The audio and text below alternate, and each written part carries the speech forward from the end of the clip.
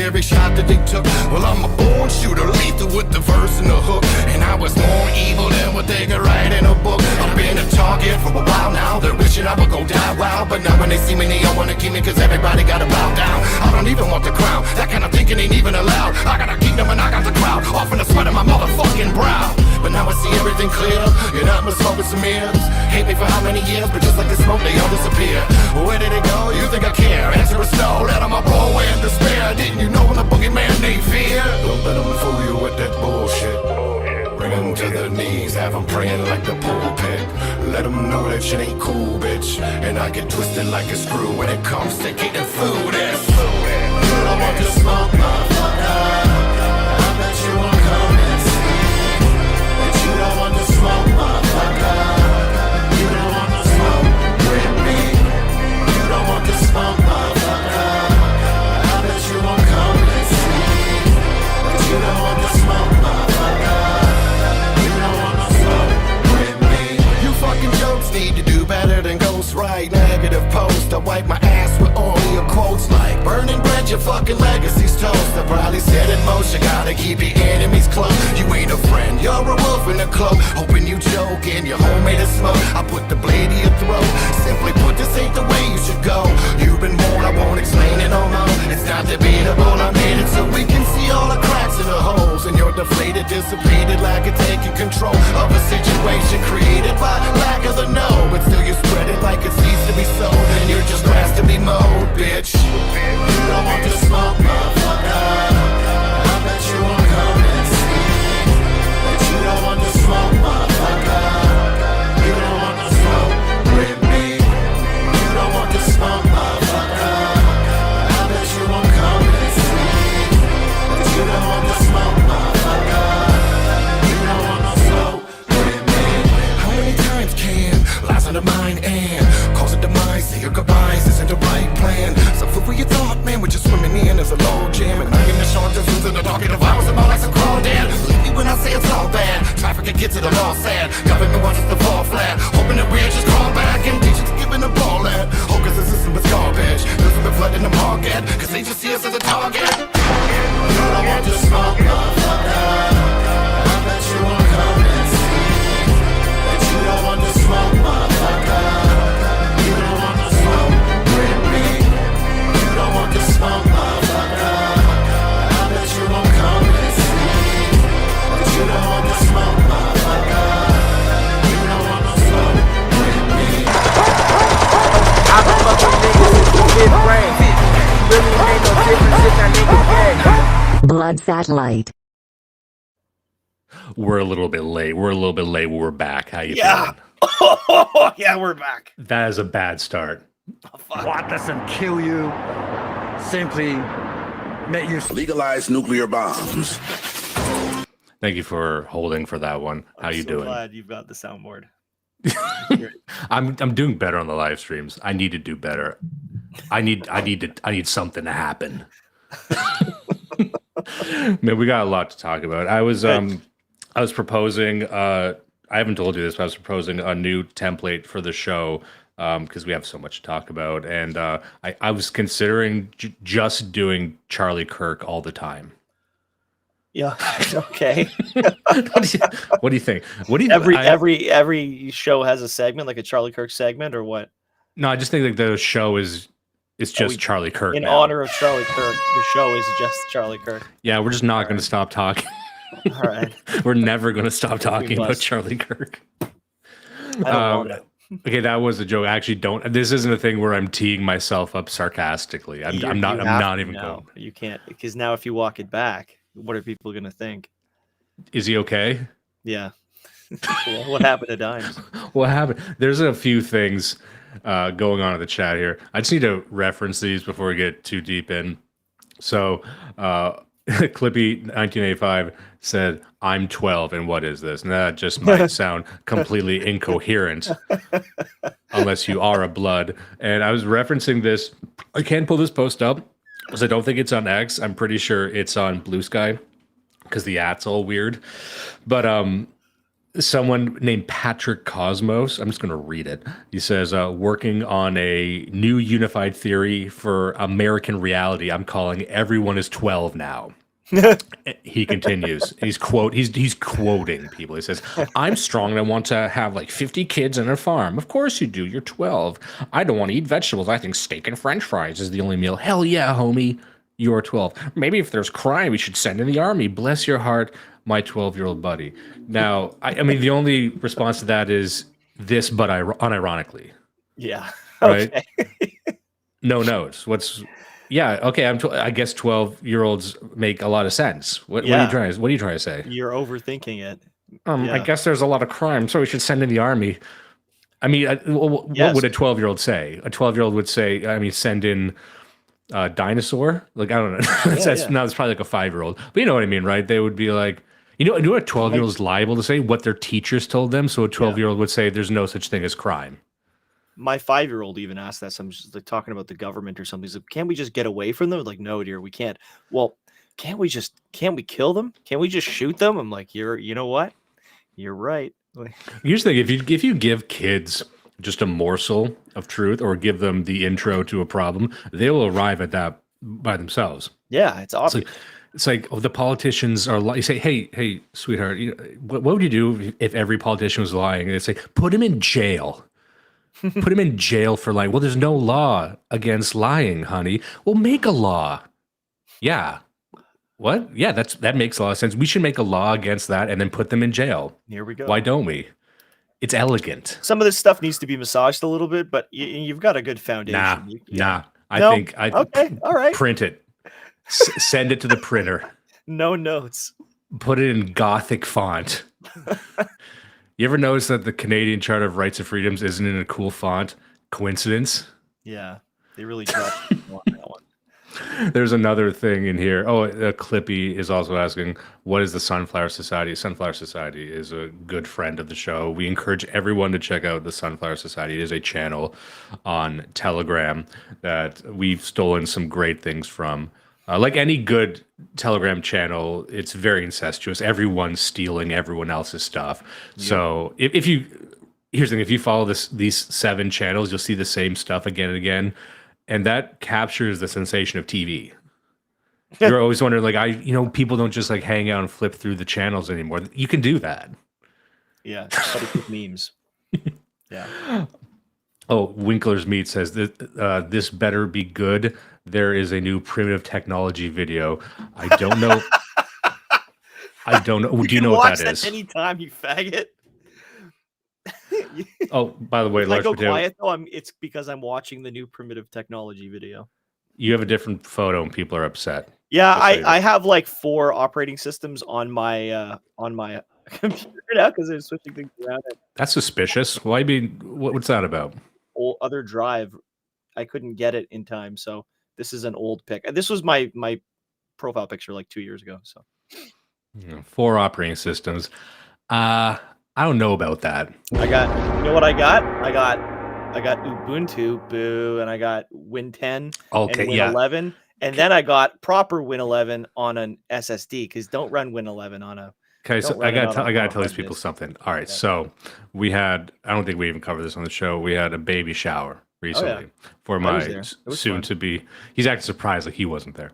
Oh. No, he was there. He drove in, brought the whole family. Wonderful time. Bit of family drama from my family. Terrible people. We're actually not even going to invite them around much anymore. We've just kind of decided we're going to do different functions. But this motherfucker, I don't mind saying that, by the way. He corners me at one point, says he's becoming a Linux guy. Would you? You asked me, actually. I was just eating and you came here and was like, "Hey, you're not becoming a Linux guy, are you?" And I'm like, "Well, why would you say that?" So he's like, "I've been getting into Ubuntu recently." Buck status. What the Sigma? So it's kind of late in life, don't you think? Kind of late to get into Linux. This is my midlife crisis. Is I'm learning a new operating system. Yeah. Is it hard? Are you finding it difficult? No, because I mean, not really. If you're a nerd and you're okay with a lot of command line shit, like if you're comfy in shell, then it's just you got to memorize a lot of stuff, but it's not that hard. and it's I mean, powerful. that does sound terrible. You said a couple of things there. Both of them sound reprehensible to me. I don't It's know. good if I you mean, feel like a lot of command lines. You got to memorize a bunch of shit. but look, like new Windows and what do they call it? Macintosh, the other one. You can't do anything, or it cock blocks you all the time, and then you spend 30 minutes trying to figure out how to do a workaround. So in Linux, very often you just and it's done. It never gives you a hard time, except when it does. But yeah, I don't know. We should have another. Here's a 12-year-old idea. Why don't we just have one good operating system? Well, okay, so the reason I'm using it is because I'm doing like systems integration stuff with robotics, and all of these packages run on Linux. So you can't really do it on Windows. If you do it on Windows, you have to do it through an emulator. So I'm bringing this up at your funeral. okay, I'm gonna make sure your That's daughters fine. know this. I'm actually going to die sooner because of this. So you should be ready. You ever think about that? We're gonna go. One of us is going to go to the other person's funeral. Unless we die at the same time. Unless we promise not to. Like we promise that whoever dies last does not like makes an enemy of like, if you die, then I have to become your enemy, and then like maybe I have to hunt your family. That sounds like a lot of homework, you know. Like, now I need to do a whole bunch of extra shit. I need to fucking make a nemesis by, some age. What are we going to be, like 47 when one of us dies? The rule is you can only go to the other guy's funeral if you kill him. And assuming you got away with the crime, which is which you'd want to do because anything else would seem suspicious, of course. Yes, exactly. Yeah. Oh, Clippy here, posting all day. Windows XP is great. You know what? I used to say that. I don't know if I believe it. That might just been a thing I was saying. I've got a Windows XP terminal in the at work, because we've got software that only runs on Windows XP. Is the most modern OS that it will run on, so we actually use that daily. How many people bought Windows XP thinking it was Windows Extra Penis? They don't do marketing like that anymore, eh? They just came right out with it. Thank you, Warren Baylog. all these teens thought they were getting Windows Extra Penis. Speaking of which, I was that might be the worst speaking of which in this show's history, but I was earlier this morning. I was laying on my bed, the wife, the son. She's reading him a book. I get up mad early, right? I get up at 4 a.m. And so even by 9 a.m., I'm starting to feel it. I haven't had coffee yet. I'm drifting off in a sunbeam, of course. And as I'm dozing off, some lightning struck my mind, and I bolted from the room, explaining to my wife, I got something. I got work to do. And I wrote this down. It's something of a rhyme. Would you like to hear a rhyme? Yeah, I mean, I'm captive. So this is what I left a very, a foundational memory with my family for. It goes, do your balls hang low? Do you buy them at the stove? Did you buy them off the rack? Did you find them on the floor? Can you throw them over your shoulder and be Sisyphus' boulder? Do your balls hang low? And this is not the first rendition of Do Your Ears Hang Low that you've done, because I think on the show like 2 years ago or 3 years ago you already did this, but it was a different one. Holy shit! Do you remember that? You've done this bit before. No, not this one. Not this one. This is a second version. Can you mark my political extremism by how many times over the years I've done this? Like, I don't think I had the wherewithal to bring up like Sisyphus at all. Like, it was probably something very flat-brained. Yeah. You've heard of smooth brain, but have you heard of a flat brain? A real flat style brain. Novel. A large potato says you don't have to worry about deleting each other's internet history either. Palantir has the data already anyways. Man, that really brought down the mood. Let me just say that. He made it real. That is true. Man, I've been getting into debates recently about AI. Yeah, I've been getting into debates with friends. I don't even want to hash it out, but like, so the news is, I'll see if I can pull up an article. I'm an expert, by the way, and I'll die on this hill. Okay, I'm gonna just say something, and you tell me your interpretation of it, because we have other stuff to get to, much dumber things to get to, of course.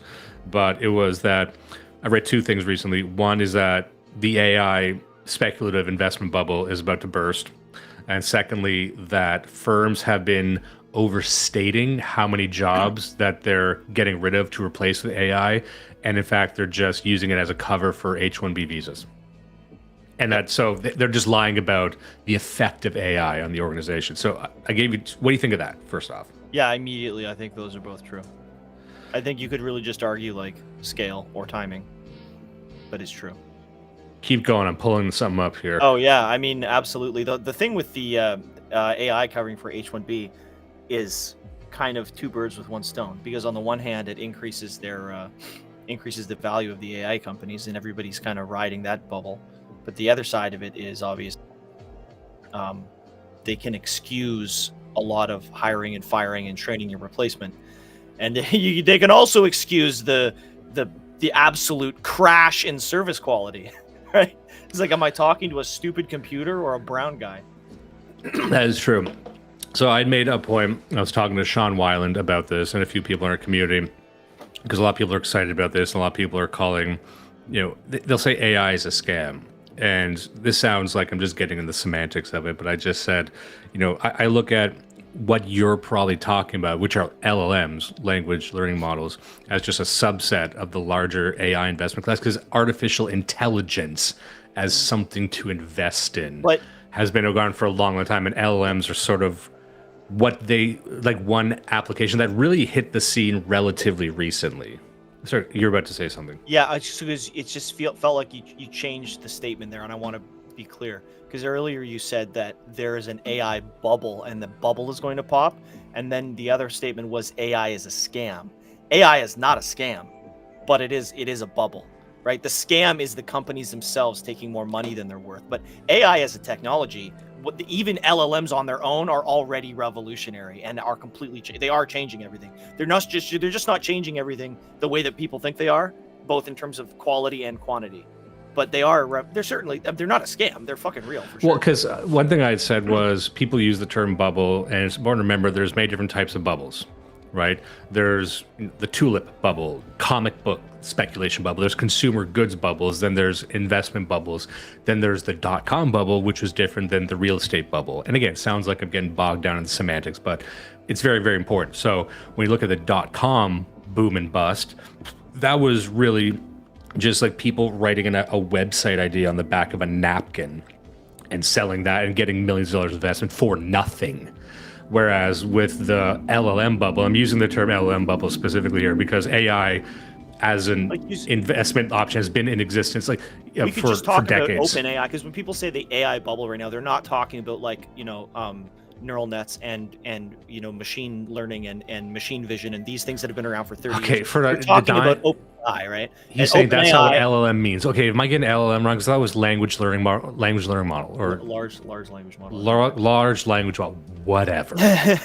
But let's just talk about OpenAI specifically, right? They provide a service that everybody uses, cool. So that kind of rationalizes some investment, and then all of the other investment is rationalized with the first round of investment. It's kind of a Ponzi scheme, because the money, what was that one? WeWork. It's like WeWork, right? Like they do provide a service, and the service is a real legitimate service, and people like the service.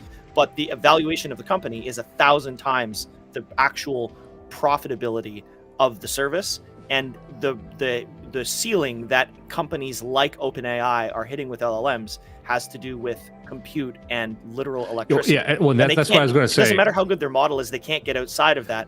The technology is great, but that company should not be worth trillions. No, that's what I was saying before. Like, make money back. The bubble itself is different than a speculative bubble you probably think of, or most people think of, which is it's just runaway speculation based on nothing, just based on momentum and excitement alone. But I said with the LLMs, they have something. They actually produced something of merit, but it's hitting the ceiling of two limitations. One, it's energy, and the second is data. And people have just been reading the same news we've been reading, and they realize there's no real way around that, because in the back of their minds, they're thinking this can lead to AGI, this can lead to Skynet, and it can't. But sorry, okay. Oh, sorry. I just want to say there's one other thing there. Like, you're running up against the compute limitations and the power limitations, but the other thing is it is a little bit like the dot-com bubble in the sense that everybody got those websites thinking that the website itself had value because everybody else was getting them. But then it turns out that just having the website doesn't immediately get you more sales unless you have SEO and all this other shit, which they wouldn't know until 10 years later. The same thing I think is true of LLMs right now. You look at the subscriptions, the subscriber base to OpenAI, to ChatGPT, and it's huge.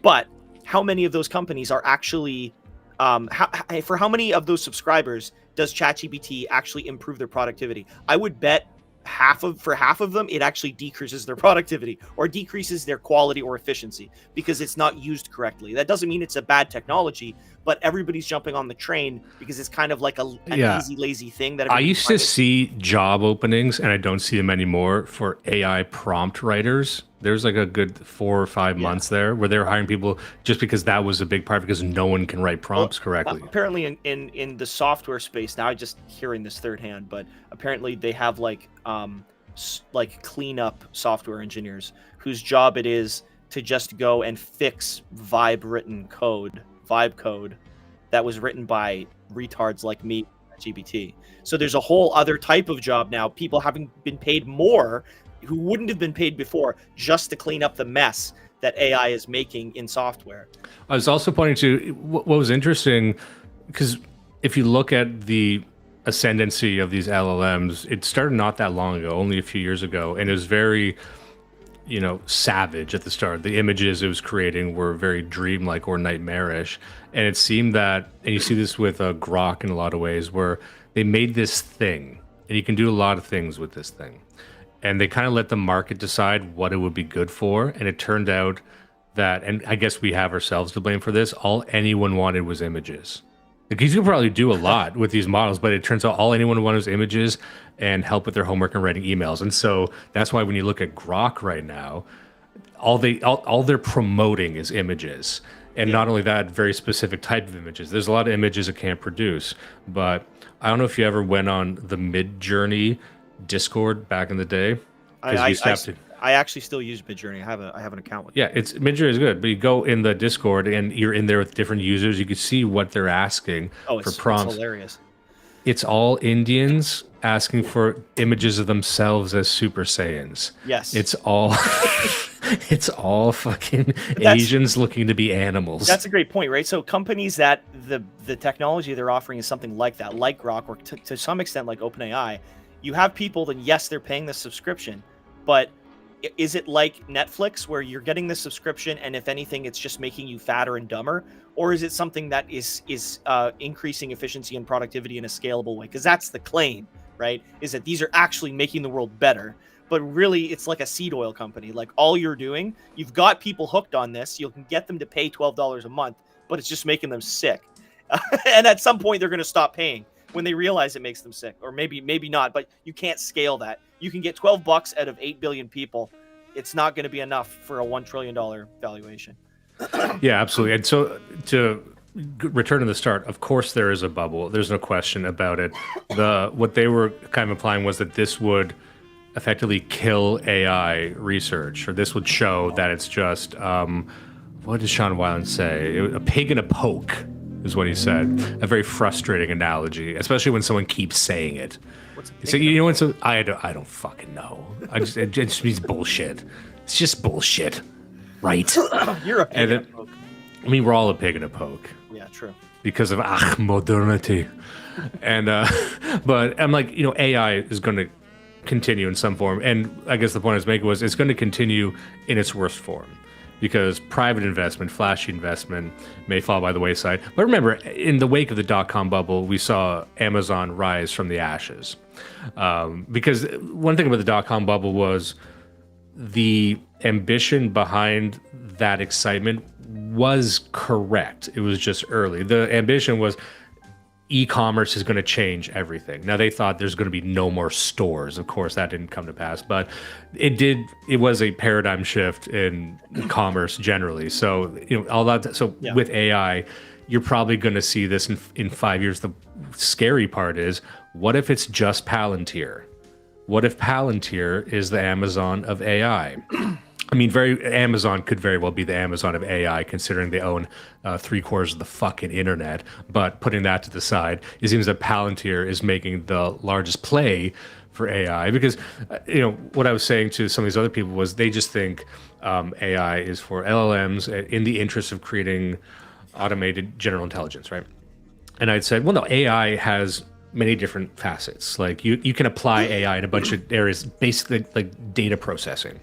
You can set that up and it's in its lane. It just does one thing. It can't answer whatever question you come up with, but you could create an LLM that's just for interpreting legal contracts if you want to. And it's very, very narrow. And so one of the things I was saying was the worst, what we see AI used for right now, look towards China, look towards what they're doing with facial recognition software and all their network of CCTV cameras being able to track people across the entire fucking nation. That's mostly done with AI, the facial recognition and then the sorting and categorizing of people into different classes or categories. And so even if open AI or open, ChatGPT, all that stuff goes away, I'm like, you're probably going to still a Palantir. You're going to have the new gay CIA using it just to fuck up your life. So it might very well be that the only application for AI conceivably is the worst case scenario. Well, I mean, because IBM's never going to stop. Microsoft's never going to fucking stop going down this road. It's just whether or not something cool can come of it for us. Right. Yeah. The box is open now, so it's not going back in the box. Personally, I don't think OpenAI survives in its current format, both because of how big it's gotten with no reason, and also because the CEO is a fucking kike faggot and will probably flee the country. And he seems like the sort of guy who will just loot. So I don't think that company will last very long. But one example, I don't know if you heard of these people, Sarcos, like a DoD contractor that made human. Was it Sarcos? Sarcos, Sarcos. Yeah, Sarcos. So they did like exoskeleton robots for the longest time, but they built a foundational AI system to run the robot. And I think it's Paladin AI. So this is the thing. Now it's Paladin AI. What happened was when LLMs came around, they said we already have a foundational system, and we're gonna for the Sarcos exoskeleton, and we're gonna turn it into a generic military robot. They call it a foundational system, like a foundational architecture. So it's like ROS or something. It's like a robotic architecture and a robotic AI that can be plugged into any type of robot. So they have two versions. They have a walking version and a flying version, but they've completely pivoted just to AI. They don't even make robots anymore because they have so much money coming from the DoD and probably the CIA to do AI just for military robots for the U.S. government. So that's one example of it. The project, that and let me just say I'm aware of a couple other companies like this, but just to build on your point, I wasn't even aware that this company existed. So I can tell just between Montreal and London, Ontario, there's 50 companies that are each worth 100 million. Actually, Ontario and Quebec is, I don't want to say it's not the center of it, obviously, but we are right now in the same position as Boston and San Francisco in terms of the number of AI companies and the amount of investment that's up here. And I don't mean AI like OpenAI, flash in the pan stuff, but very industry and hardware specific integrations of AI for palletizing and manufacturing and agriculture. Yeah, and that's what I was trying to say to the other people. I group that all under the umbrella of AI investment, which is very, very specific applications.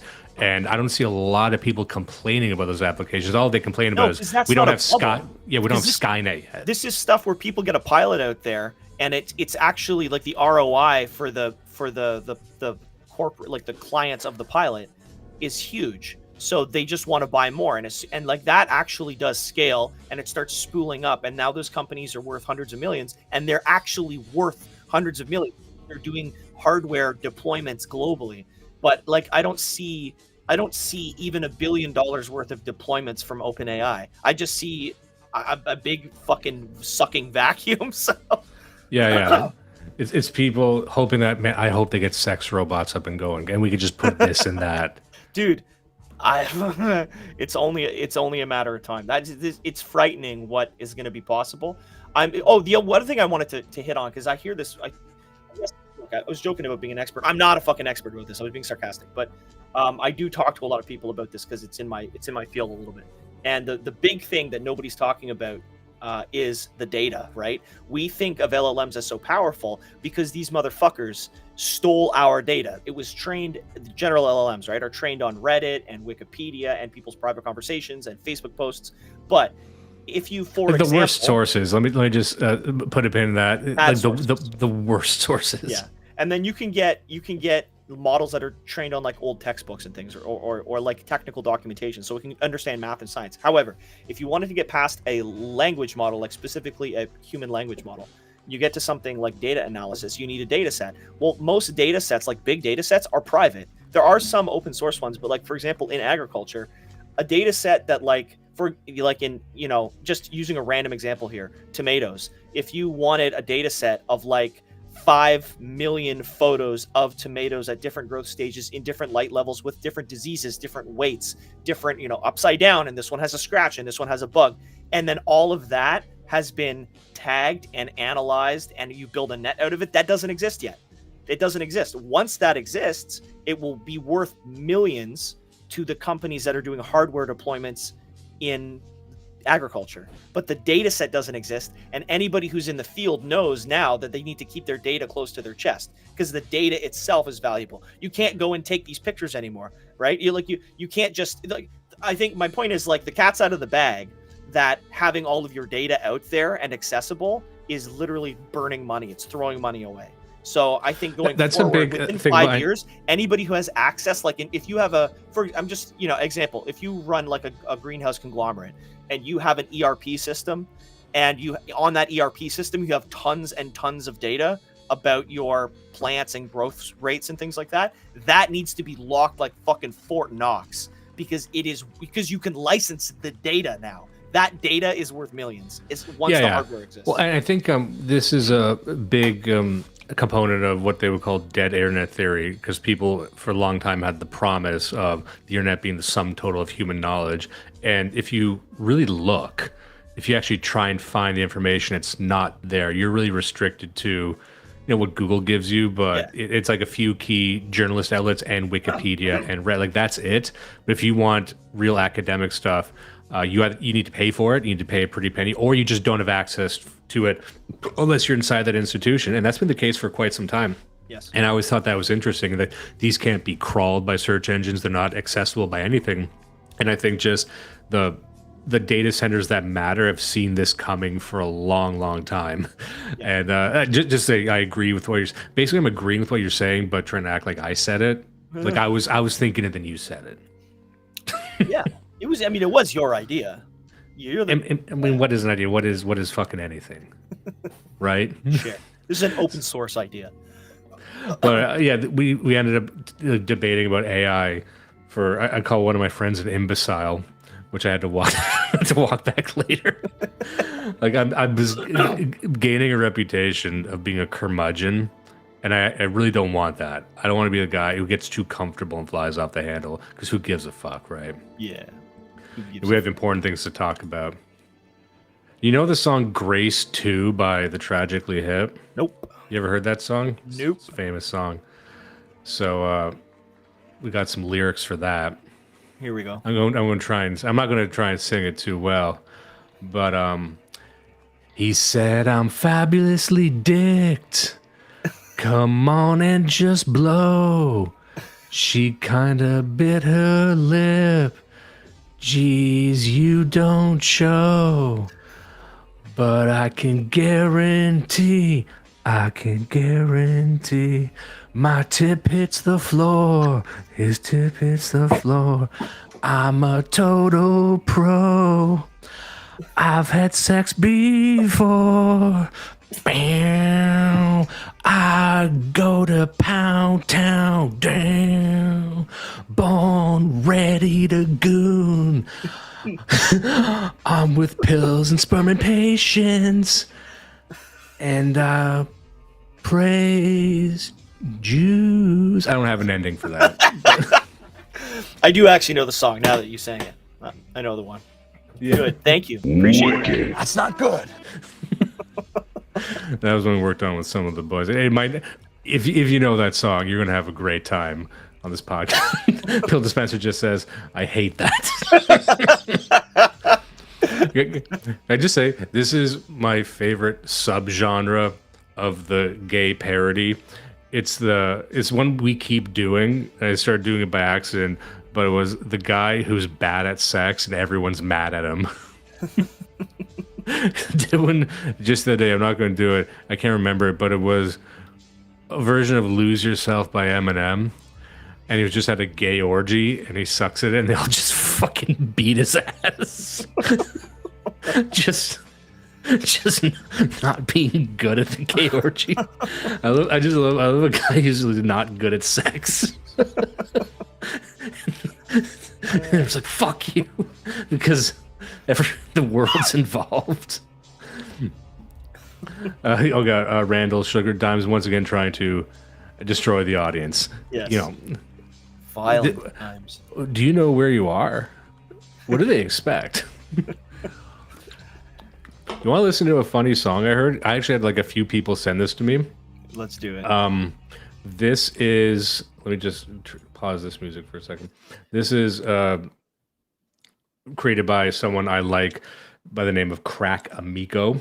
He's a white man, a rapper, and he would do diss tracks. He's done his own original tracks, but he's also done diss tracks mainly about comedians and the comedy sector. And I know you're not deep into these like podcasts or the goings on. You probably don't know what Legion of Skanks is. You don't know who most of these people are. 2 bears, 1 cave. I spend an inordinate amount of time hating these people. And I live vicariously through Crack Amico's hate. He's quite good at it. But the background here, it's that he's also taking a shot at the Rogan sphere. A lot of people have kind of become hypocritical hacks over the years. And so the background here is that there was a large comedy festival in Saudi Arabia called the Riyadh Comedy Festival. And they got some of the biggest names. They got some, Aziz Ansari, who gives a fuck. I think that's Hannibal Buress up there. They had Dave Chappelle, Louis C.K., Bill Burr was there. Got Pete Davidson, who I don't like, but some people like him. But yeah, they got a lot of these big names. A great many of these guys are liberals, of course. Yeah. Some of them outright progressives and leftists. There's a few lesbians in there too, if you can believe it. So you got like Jewish lesbians going to Saudi Arabia to perform. And why they do it? Well, they just got a huge check cut, right? And these are the people, and he's going to get to this in the song, calling them all hypocrites. But even I was flabbergasted by this. The only one who turned them down, there's 2 people who didn't go, who were offered. One is Tim Dillon. Tim Dillon, one of our greatest, largest gays. Favorite gay. Hey, America's gay. He got disinvited because he started making fun of. I think he accepted, but then got disinvited because he started making fun of them for having slaves. And they said, but here's the other thing. That means that none of these people were going to do a rug pull where they go there and start roasting the Saudis, right? Because you're thinking like, oh, Louis C.K. is going to get there. And, he's a New York Mexican liberal. I bet he's going to start saying, no, because someone tried that and then they got their money taken away. The only other person who decided not to go was Shane Gillis, an American patriot. Not even gay. The only man of conscience in this entire fucking sordid affair. And I had like 3 people send this to me. I'd already listened to it, of course. Oh, someone said they got KSI. Is that who that is? I thought that was just Hannibal Buress, who was like growing his fucking hair, or maybe KSI is in there too. I don't fucking know. They got I think they offered to everybody. So let's just watch a bit of this. It's not the longest thing in the world, of course, but you can hear it, right? Yeah. Okay. So it starts with some AI Bill Burr, of course, but once we get through that, it's still very good. Yo, it's Billy Burka. Yo, we get rehab money, baby. It's brutal. Alla shiki Luigi Manjo. Hey, I feel Luigi Manjo. Yo, we getting rehab money. Yeah. We getting rehab money. I am a cook, I got a shitty black wife. Yeah. I am a cook, I got a shitty black wife. It's brutal. We getting re-ad money. Yo. We get. That is true, by the way. He does have a shitty black wife. a very gummy lady, if I very like dark gums, even for one of them, which is remarkable.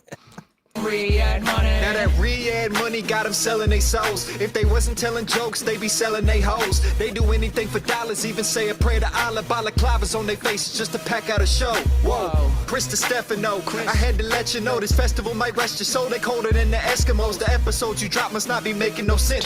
Mr. Ross only going cause there's no age of consent. Guess the roast master general demoted to lieutenant. I'm the lord of this land, I'm evicting these Jew tenants. Who did? And that's a good one. If you needed to know where this guy's coming from, that's a great line. Expect Tommy Buns to take the Saudi funds. Probably for a Rolex he don't give the kids a mommy none. No. Aziz needs this, I'm rooting for him in the end. Cause how could you get canceled for being a horny Indian? Wow. I can't believe what I'm seeing is Pete Davidson. Made a lot of money, but I guess he ain't been saving none. Hey. Never forget, well I guess he forgot. Now he performing for the animals that took out his pops. Yo. Does he? So the background there is Pete Davidson. I'm sure you don't know. He's on Saturday Night Live.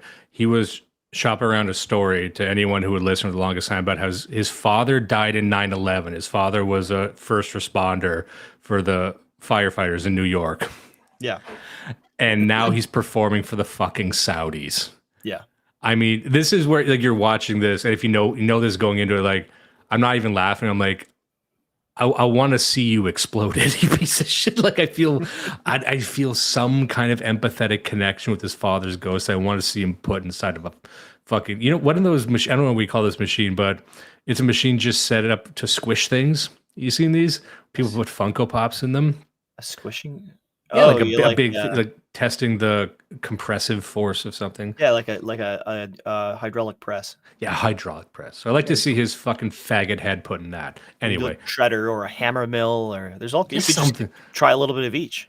Well, if China has shown us anything, it's any machine will do. Yeah, escalator. Yeah, fucking escalator, elevator, forklift. I mean, you can do a lot of. You can do a lot to a China guy's asshole with a forklift.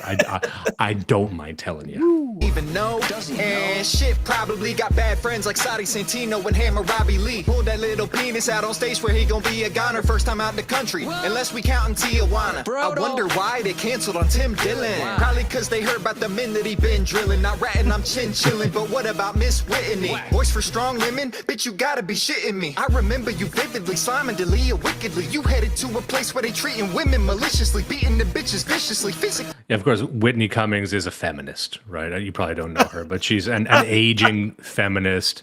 And so, of course, she goes all the places you would go. I know. Like, pretty much any woman doing this is hilarious. Yeah. Because, of course, you're not going to find, like, they're not inviting conservative. Like, all these are liberals. All these are maskers. All of these are, Me Too. And I don't know. Dominating hoes. Silver lining, we can't see her body when it's draped in robes. True. She gon' fit right in with the ancient ruins. Hey Sebastian, what are you doing? They go for payroll, do whatever you say so. Kirsten, haven't you seen what they do to gay hoes? Squeeze you like your Play-Doh, on God, they'll murk you. Or maybe they invited you to make you wear a burqa. Ew. Mark and Sam, they might be drunk. And if they say the wrong thing, they might be sliced and chunked inside the trunk of a fucking Cybertruck. Now this just don't seem worth a little subscriber bump. Chappelle turned down millions and went to Africa. Now we headed back just to hack for some human traffickers. Louis, please, you're selling your soul, brother. Used to think you was the GOAT, now you hanging with goat fuckers. How the fuck could Kev possibly need any more cheese? Another divorce? Jeez, stop fucking these whores, please. Saudis see this little midget, they'll chase him like Voorhees. When machetes hope you ready to drop to your knees. Oh, Billy Bird, a Beantown hypocrite. I'll admit when you was dissing Mustard, I ain't give a shit. But now you headed to a place they pay your wife to feel her hair. Hates white billionaires, loves brown trillionaires. You cringe. That's my favorite part of the intro. That's pretty much why I play the song. Hates white billionaires, loves brown trillionaires. But that's it, right? That is it. And one theme of this episode is going to be I fucking hate libs. We're playing it simple. We're nice. Back. All right. You know what I mean? And then Bill Burr, he went out after this and he published an episode of his show where he's talking about, yeah, you know what, dude? I went to Saudi Arabia. It's pretty good. They had a fucking Applebee's. You think you're going out there, they'll be like, I cut your fucking head off.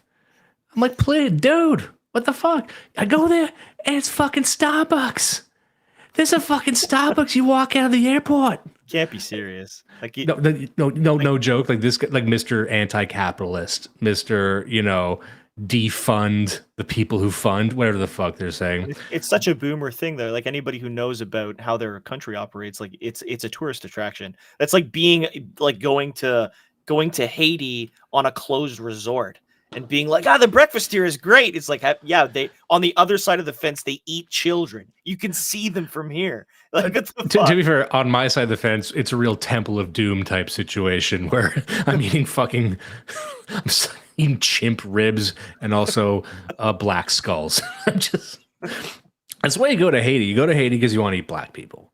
I know we don't have a lot of black listeners, but I'm probably showing my hand here. Wondering why do people even go to these countries? It's to fucking eat black people and spit it out. I'm not swallowing. It's like you're on a movie set. You chew and you spit. You chew and you spit. Yeah. I'm not fucking sick. I'm not some kind of nigger. I don't just eat niggers. You're screaming out free Luigi, sucking so much Saudi dick that you gon' need a squeegee for the cleaning of the semen and demons from rubbing genies. Your opinion means nothing, shut your mouth, fucking weenie. Jeez. I know it's people that sharing the same feelings. What a shame, all these lames with these hijacking plain villains. Shout out to Shane Gillis, a true American patriot. Declined the Saudi offer cause he knew that shit would make him sick. For the rest of y'all, enjoy your little festival. I really hope that they don't chop off all your breast and balls. Sorry guys, just being a broke hater. I'll just say congratulations and welcome to Al Qaeda. That's the type of shit I like. Everyone's like, what's your favorite podcast? What do you listen to? I'm like, I just listen. I watch things getting crushed in industrial machines, and then I watch rap. Yeah. That's it. What did you think of that? Yeah. I agree. Comedians go on the journalist list. It got me thinking, and I was going to show this video. I found this interesting video, but I don't even know if I want to show it because it's actually kind of boring. It was just this like lib woman. Because what I'm noticing is that liberals are scared right now of what's going on with everything, and they're trying to sell you on certain narratives that Trump's actually got the lowest approval rating of any president ever. But something came across my desk even before, just as I was going to get to that, and I think we need to discuss this before we go any further. This is breaking news as far as I'm concerned. North Koreans ordered to identify women with unsocialist breasts. People see this? People, that's for the people in audio, but I hope everyone's seeing this. We're on Zero Hedge, which is an awful site, right? My favorite. I mean awful, like it's a good, you can like reading it, but just design-wise, yeah, it's too much. This is ridiculous. Like how much real estate must be taken up by what we got Polymarket over here.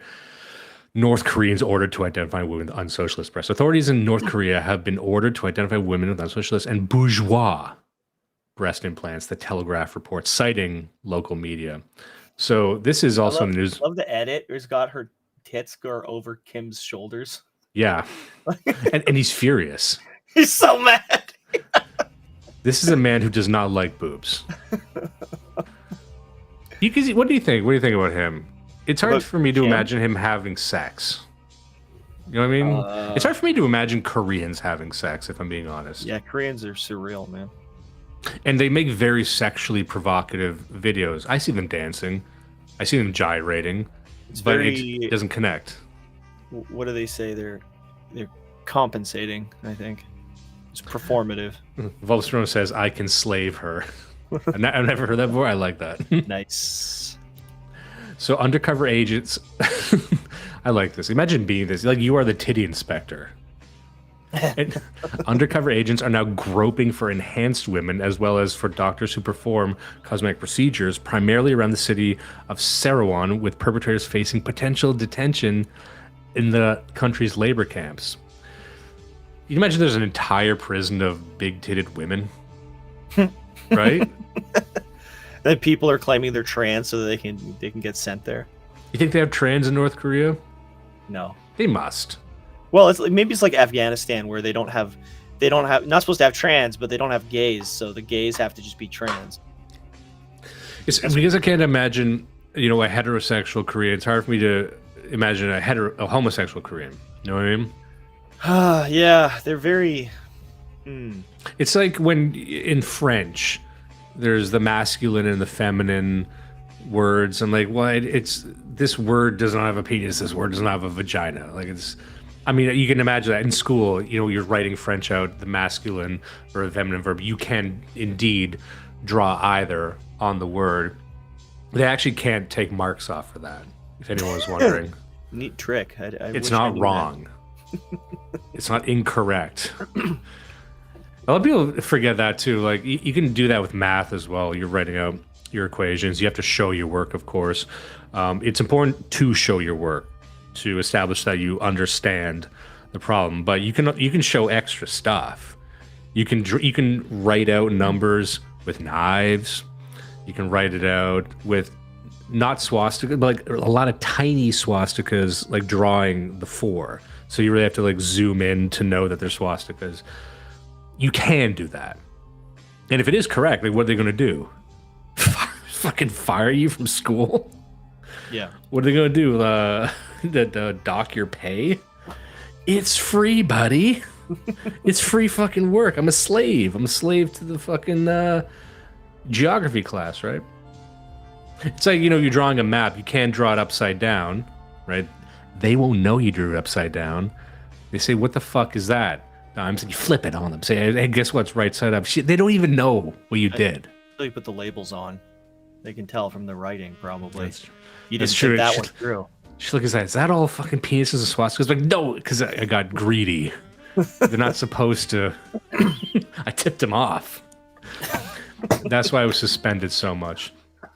Yeah, because your 6th grade teacher listened to the podcast.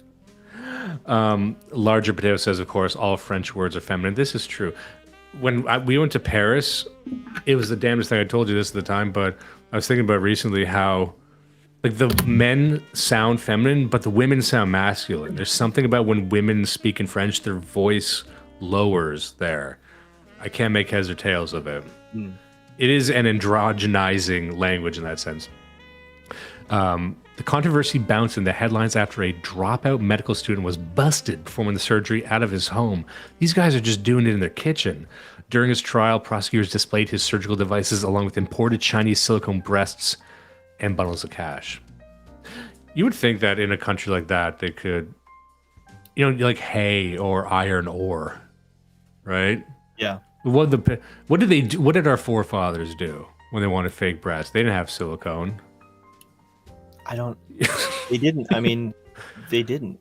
You had to use cow intestines. No. What? No. Why won't you go with me down this path? Fine. They used cow intestines, Don. This horse has a sidecar. You don't need to even fucking do anything. You just need to keep me company. Yes. It was it. They use snout. It's the right shape and size and timbre. It's got the right tilth. What did the Aryan steppe nomads do? I've been talking about the Aryan steppe nomads a lot recently. What did they do when they wanted fake breasts? Pickled snout. There you go. Now we know. They never, like, if they had access to seals, I mean, it's game over. They're just these whores are shoving blubber all up in there, cleaving it open with fucking rune covered axes. This is I'm having a good time. I don't know. Look at him. He's groaning. He hates it. We're just talking about snout breasts in Korea, man. Jeez. So how much we've talked about history on the show before. We talked about the Vikings. This is what happens. The city's residents who had turned out to attend the public hearing watched as the women and the doctor were dragged on the stage where they stood with their heads bowed for the proceedings. When's the last time you saw that in a trial here? Yeah. Someone ashamed. We could use more of that. Although it's partially just because they're a shame culture and they have no concept of guilt. If I was their lawyer, I would advise them against that. What lawyer? If I was the North Korean lawyer, put me in, coach. Fucking lawyers. Look, if you're walking in looking guilty, you got no shoes on, you're wearing your big Asian pants. Yep. That go like cut off at the calf. This is silly. They didn't say what they were wearing. Did they make the big-titted women wear the bikinis when they brought them out? Good point. See, here he is. Missed opportunity. I'm just curious. Here he is. Welcome back. Damn, son, where'd you find Don't stop ass rape! They march him out fucking naked and say, look. When's the last time you've seen this before? I love uncomfortable North Korean courts. There were voices of criticism such as doctors do all kinds of things for money, but at the same time, there were also sympathetic comments. There were sympathetic comments. Just these men who are sympathetic. Isn't he doing such things because he has no way to make a living? I thought it was going to be sympathetic, like, what's the problem? What do you not like big tits? What's the problem? We're fucking Korean. Oh. What's the problem? We're living in fucking Korea. I ain't seen a tit in 70 years. Oh, you got some images here. Look at this. Question of the day. I love articles with a question of the day, don't you? And this is very serious. Are these unsocialist Korean breasts?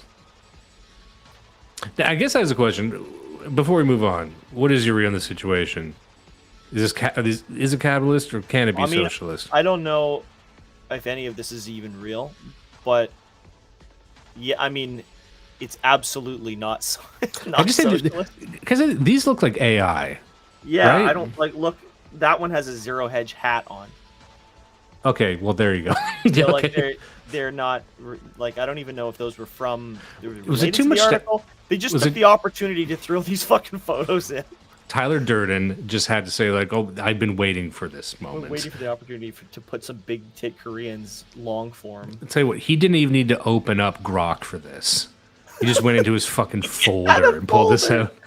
He had his Korean thirst trap folder. All right. Oh no. I mean, this is bad news for Asia. Can I ask a question? And you're the guy to ask. Is Asia fucking up? Yeah, I mean, there is no Asia. Just ignore it; it'll go away. They do fuck everything up. Sean Weiland showed up, of course. Nice rack, he says. There we go. I mean, what else can you say? That's it. I think if you say anything other than that, there's something wrong with you. Look, you can be mad, but I think Okay. it's a nice rack at a distance. At a distance, he says. You really want to get in bed with that? I don't know. It's plastic. 95% plastic. So you're saying top of the hill, you're looking at her, you see her on the horizon. It's a display model. You say yes. Okay, I doff my chapeau to you, is what he says. But you get up and close and personal. You're in a slice with her. You're not for that. You imagine trying to roll her over and like she busts, like literally breaks one. You have to go to the hospital. Like I So hear it's more that about you have. what? Like, It is hasn't that happened to me. I'm saying I've heard of it. Well, I'm saying that you have her. Like, is this more of a comment on North Korean craftsmanship? Well, no, like you know what I heard? I heard it's just a stupid thing in like the police scanners or something. That a guy domestic abuse was, hit his wife in the tit or something, and it knocked the silicone out, and then she had to go to the hospital. Like they're not in there very well. You know what I mean? They're just right there near the flesh, and it is a piece of plastic. So like I don't know. I feel like a lot of guys that look, and I don't know any better, I'm just assuming a lot of guys that like these, like the way they look, but haven't really thought it through. Like, what are you gonna do with it? You wouldn't know what to do with it if you got it. So unless your intention was to look at it from across the room. I like the story about a guy who just like accidentally elbowed his wife's breast and it just fucking knocked it out of alignment. Or like, not even fall out, but like, it goes out of alignment inside the tissue, and then again you have to go back to the surgeon because it looks weird. So. Yeah.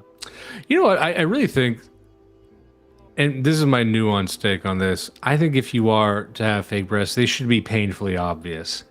I think it should be a Long Island bolt job. It should be, you know what I mean? Like from it is like, okay, that's irregularly firm, right? Yeah. They don't move at all. Like I'd rather it'll be like they're geometric cones, and they have little aluminum rivets and everything on them. Yeah. Like there's guys out there who get penis surgery. I don't know if you heard about this. Penis lengthening surgery. I have heard of that, yeah, unfortunately. Yeah. And this is just back when I was working at the sex store, I met a guy who did that, and I was just, of course, you must ask about like what happened, and I guess he wanted. It's kind of like when you get heightening surgery, because you can get surgery that makes you taller, right? But you only get like a couple, maybe like 3 max inches on your height. And I think with the penis, it's like you get like an extra inch maybe. Yeah. But it seems to be the most invasive and uncomfortable surgery. And the guy basically said it's this intense surgery, and you're bedridden for like like a couple weeks, and then you can't get an erection for like 6 months, something like that. Jeez. It's some crazy number like that. And wouldn't you just have like a weird looking scarred dick afterwards? Well, this is kind of what I'm saying. That same thing with the breast implants. That I think you should be able to tell a distance. You should have a stripe up the side. You know what I mean? Or you should have scales. Well, they do have a stripe. Like on the breast implants, there's a big fucking scar. If you look. Yeah. Yeah, but you got to look for the fucking scar. It's there. it's big old zipper. They go in through the back. I remember hearing that one time. Like they go in like a weird place. They go in through the back, like through her lungs. Well, no. Here's the thing. I remember when I heard about people who got testicular cancer and they get like a ball removed. They go into the neck. Like I'm not even joking. Like this is what they go into the neck, and I remember Tom Green describing it one time. They go down because it's actually safer, and they said they shuck it out like an oyster, and then they they go up through your entire body. No, they fucking don't. Yeah. No.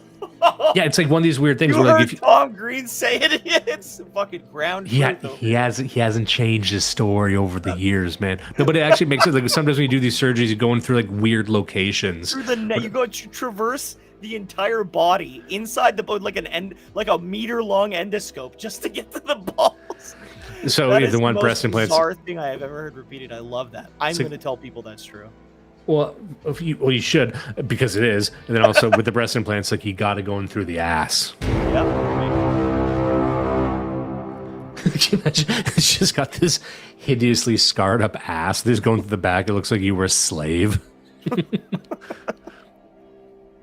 Now, one of the things I was going to mention, I was going to go do this whole thing about like lady liberals and shit, but I didn't want to do it. But I was accused on X just today, recently, of being a bot, right? Someone accused me of being, because that's what these people all believe. They believe that X and every platform is riddled with bots. That's the only way that can explain how so many people are just owning them constantly. And I've started showing them this article and trying to see if I can get them to answer for it. This is just one example of these other articles I've seen. But it's this are the Times of Israel. It says, Israel's Esther Project, DOJ filings reveal paid U.S. influencer campaign. So for people who haven't been paying attention, they were offering, Israel was, up to $7,000 per post. Wow. Can you fucking believe that? That's a lot. For whatever. Like 10 second on Instagram or whatever. Yeah. And so and Israel's pretty open about this. They're doing a whole campaign. And of course, this would not be the first time they've done this. You must be mad to believe that. But I've always said, like, who's paying these influencers, or what influencers are being paid? Like, if I'm a bot, am I being paid by Israel? For what purpose? Like, have you seen my profile?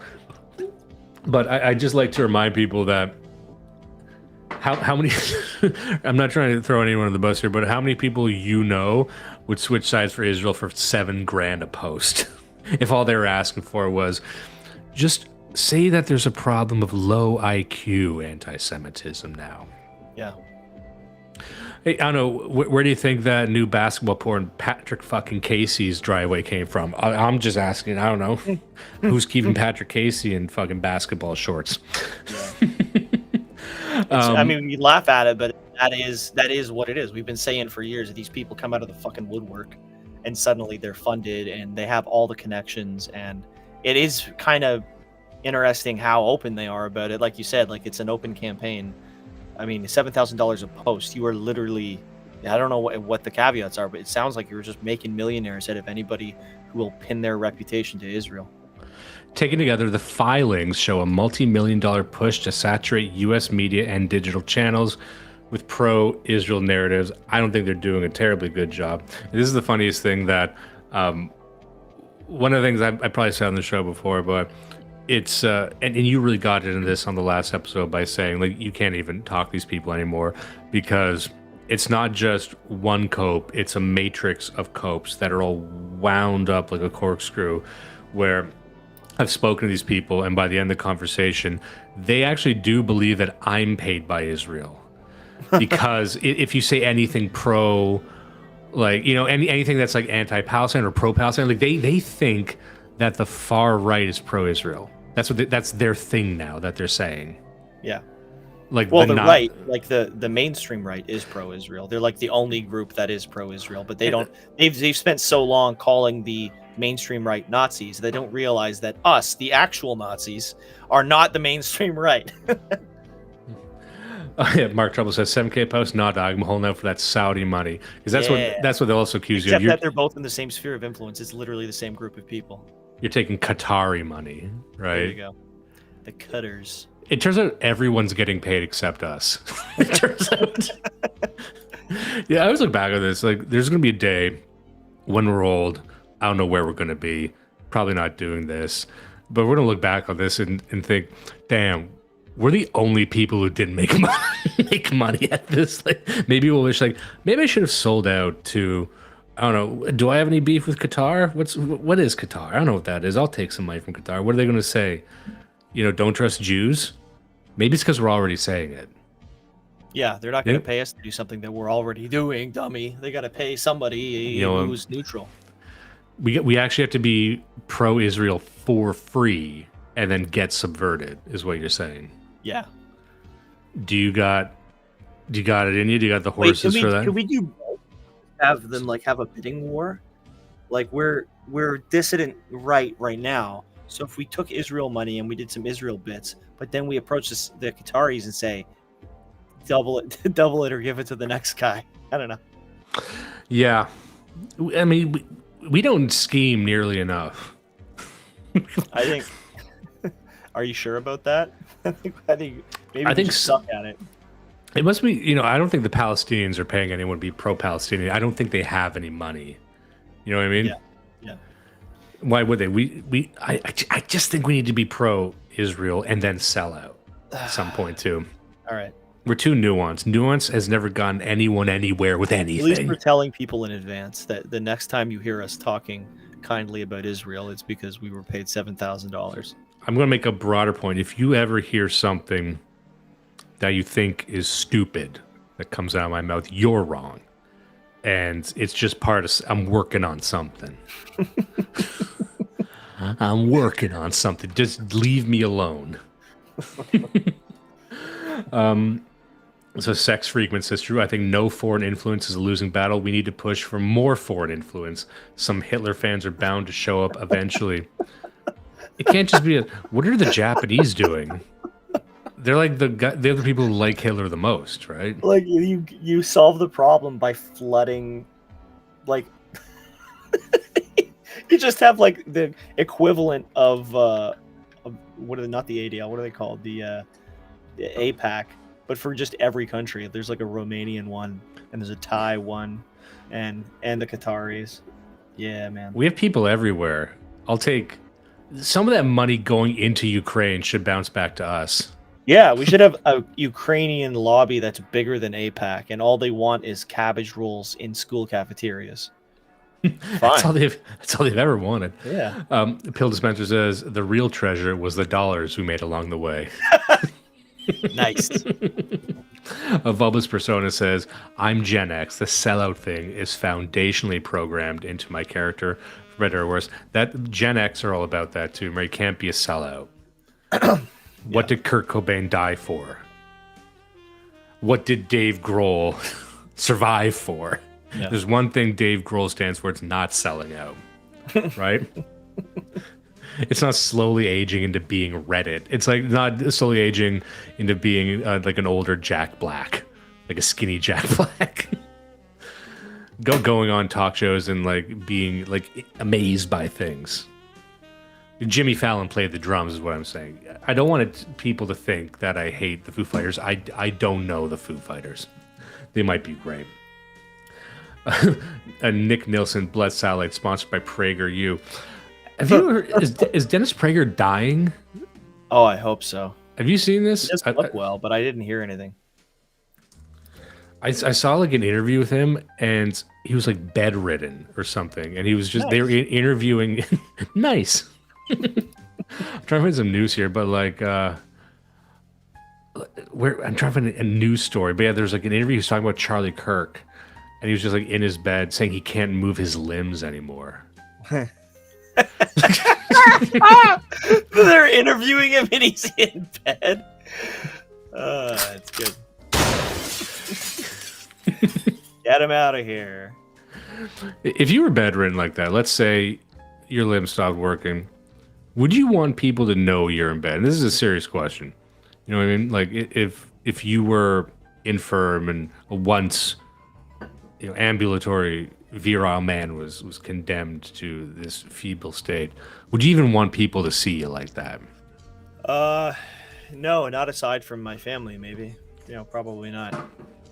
I don't. But you know what? I can't get in the head of an aging media Jew.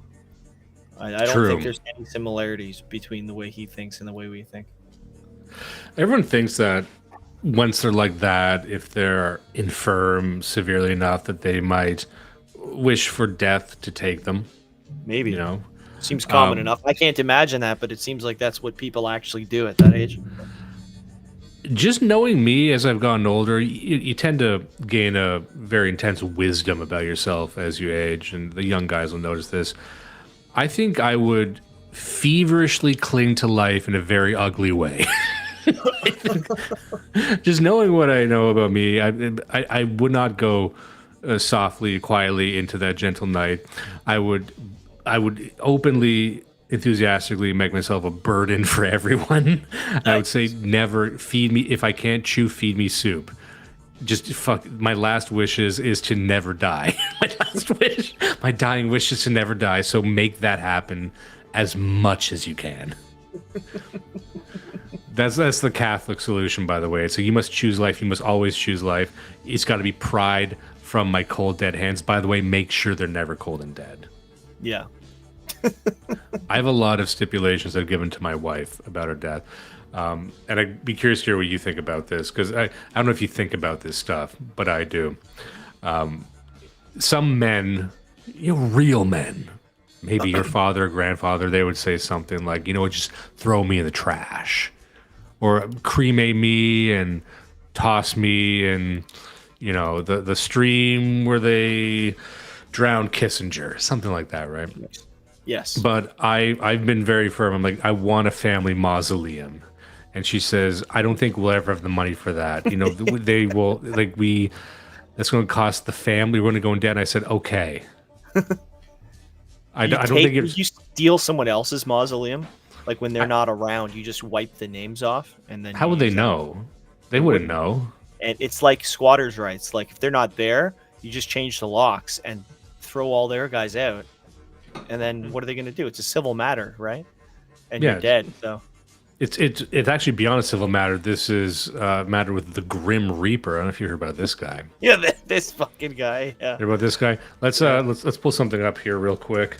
Grim, for people who don't know what I'm talking about. This is kind of like an interesting sort of figure in the zeitgeist. Let's have a look here. So this is who we're talking about. This is kind of like a real Grim Reaper type.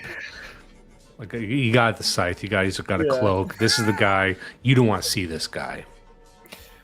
You don't want to see this guy unless he's blazoned on the side of a motorcycle. How many depictions of the Grim Reaper are actually just gas station T-shirts now, or like in gas station T-shirt adjacent? I don't know what the original one looked like. It's ruined. The sides get more and more curved. Like you cannot, cut anything with this. Of course, we're getting into robotic territory. This is what I'm talking about. This is the fucked up guy you got to deal with. You want to get me out of your crypt. You want to get me out of your mausoleum. My wife, she's simple. She says, well, first of all, my wife has this problem where she sometimes forgets that she's Catholic. So she'll be saying like, oh, maybe I get cremated. I'm saying, well, that's what you don't do. Just jot that down. That's stupid and wrong. You want to be buried, but let's put that to the side. Do you even want to be buried? What if you were in like a big stone house with your name across it, and everyone has to go there because they can't say like, oh, I didn't know where it was. It's going to be massive. The center of gravity of this thing will draw their guilt towards it. That's why you fucking do it. Yeah. All right. And she's like, it's going to cost, don't you want to leave that money for your family? I said, no. I mean, this is for them, I guess, in a way. Technically, this is for all of us, but... And then you get to say, who's got the value? Oh, is your mom going to be in there? I'm like, nah, fuck her. Just chuck her. Just chuck her in a drum. You know, it's going to be for the good ones, and we're auctioning that off. So what about you? What do you want done with your corpse? Buried. I can't think of anything funny, but I would like to be buried. I do like the idea of having a family plot, but I don't know. I wouldn't want to be buried in any of these graveyards now, like in our area. I don't know if you see them now, but like they're crowded and they're all in bad areas. So I just want to call attention to this post by Malaka. Dimes is actually a Rorschach test to see if people actually like Canadians at all. That's exceptionally mean, but very funny. I feel like a lot of people have been disliking this so far. So I've been having a great time. Is this a bad episode, or people? Like, we're doing fine. What do we got? You've got, this is a, what do you call it? This is the potpourri episode, I think. Yeah. So, oh shit, we're at an hour and a half. What have I been doing? So sorry, sex freak man. My final wish is to find 7 pregnant women to hook the cords up to me, so they preserve me until you invent whatever revives me. Just my list of demands getting more and more complex. I really do have like a billionaire's demands on a pauper's savings. Do you ever do that? Do you ever think that in the future I'm going to be a billionaire? I'm like, I'll figure it out. We're going to get there. I mean, it helps you sleep better if you think of it that way. Oh, Vulpus persona. Let's just amend that. It's a Rorschach test. A Rorschach. To tell if people anyone likes Canadians. So, okay, in the last half hour, let's see if we can punt this over the finish line here. So I'm going to share my screen here. We got 2 very interesting and arguably enraging videos, but we're looking at this is a Substack I quite like. It's called The Bureau. This is Sam Cooper's Substack, and Sam Cooper, of course, we covered his book. I believe he did Willful Blindness. We covered 2 books back to back. One was Claws of the Panda, the other was Willful Blindness, and he was the guy, I say the main guy in Canada on the China beat. On the West Coast and tracking the flow of fentanyl in the country. He really owns that whole story as far as I'm concerned. But he's got a show apparently. This is called Documenting Ottawa's Blind Spot on Antifa. And its concerns around its funding of an anti-hate NGO. So just to set this up, there's 2 videos I want to look at from 2 different sources that were looking at hate and extremism in Canada. So this one is obviously about Antifa. The other one is going to be about extremism in the military. I think it's very timely right now because, again, we're not talking about Charlie Kirk, but in the wake of Charlie Kirk and really this whole Trump presidency, and in Canada, we are not exempt from the narrative wins of Donald Trump. Like if Donald Trump's in office, he might as well be in office in Canada.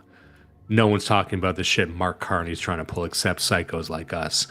But there's extremism on the, just now. There are regular people, like, look at this lady here. This is a woman.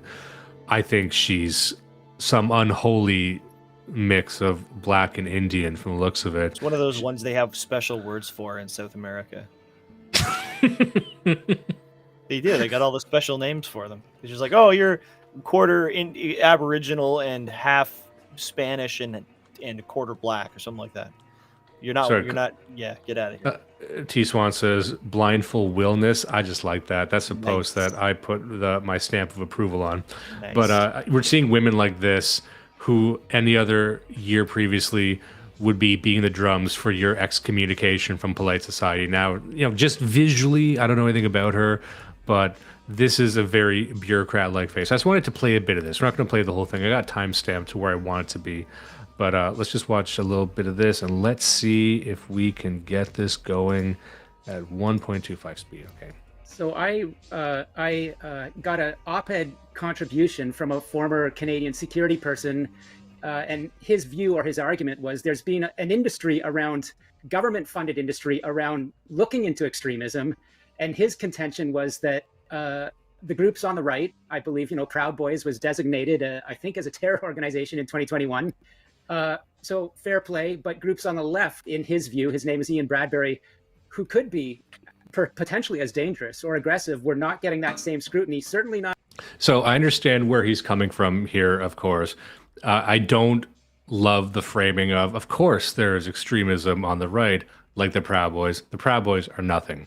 The Proud Boys was always just what do you call that? Not a paper tiger, but it was always, they were trying to pin extremism on someone, and the Proud Boys was as close as they got. But they're saying, of course, there's far right extremism. However, now there might be far left extremism as well. But the larger point he's trying to make, which I like, is because I do think, if you're spending your career saying that China has disproportionate influence in Canada, you've probably been accused of being a racist your entire professional career, right?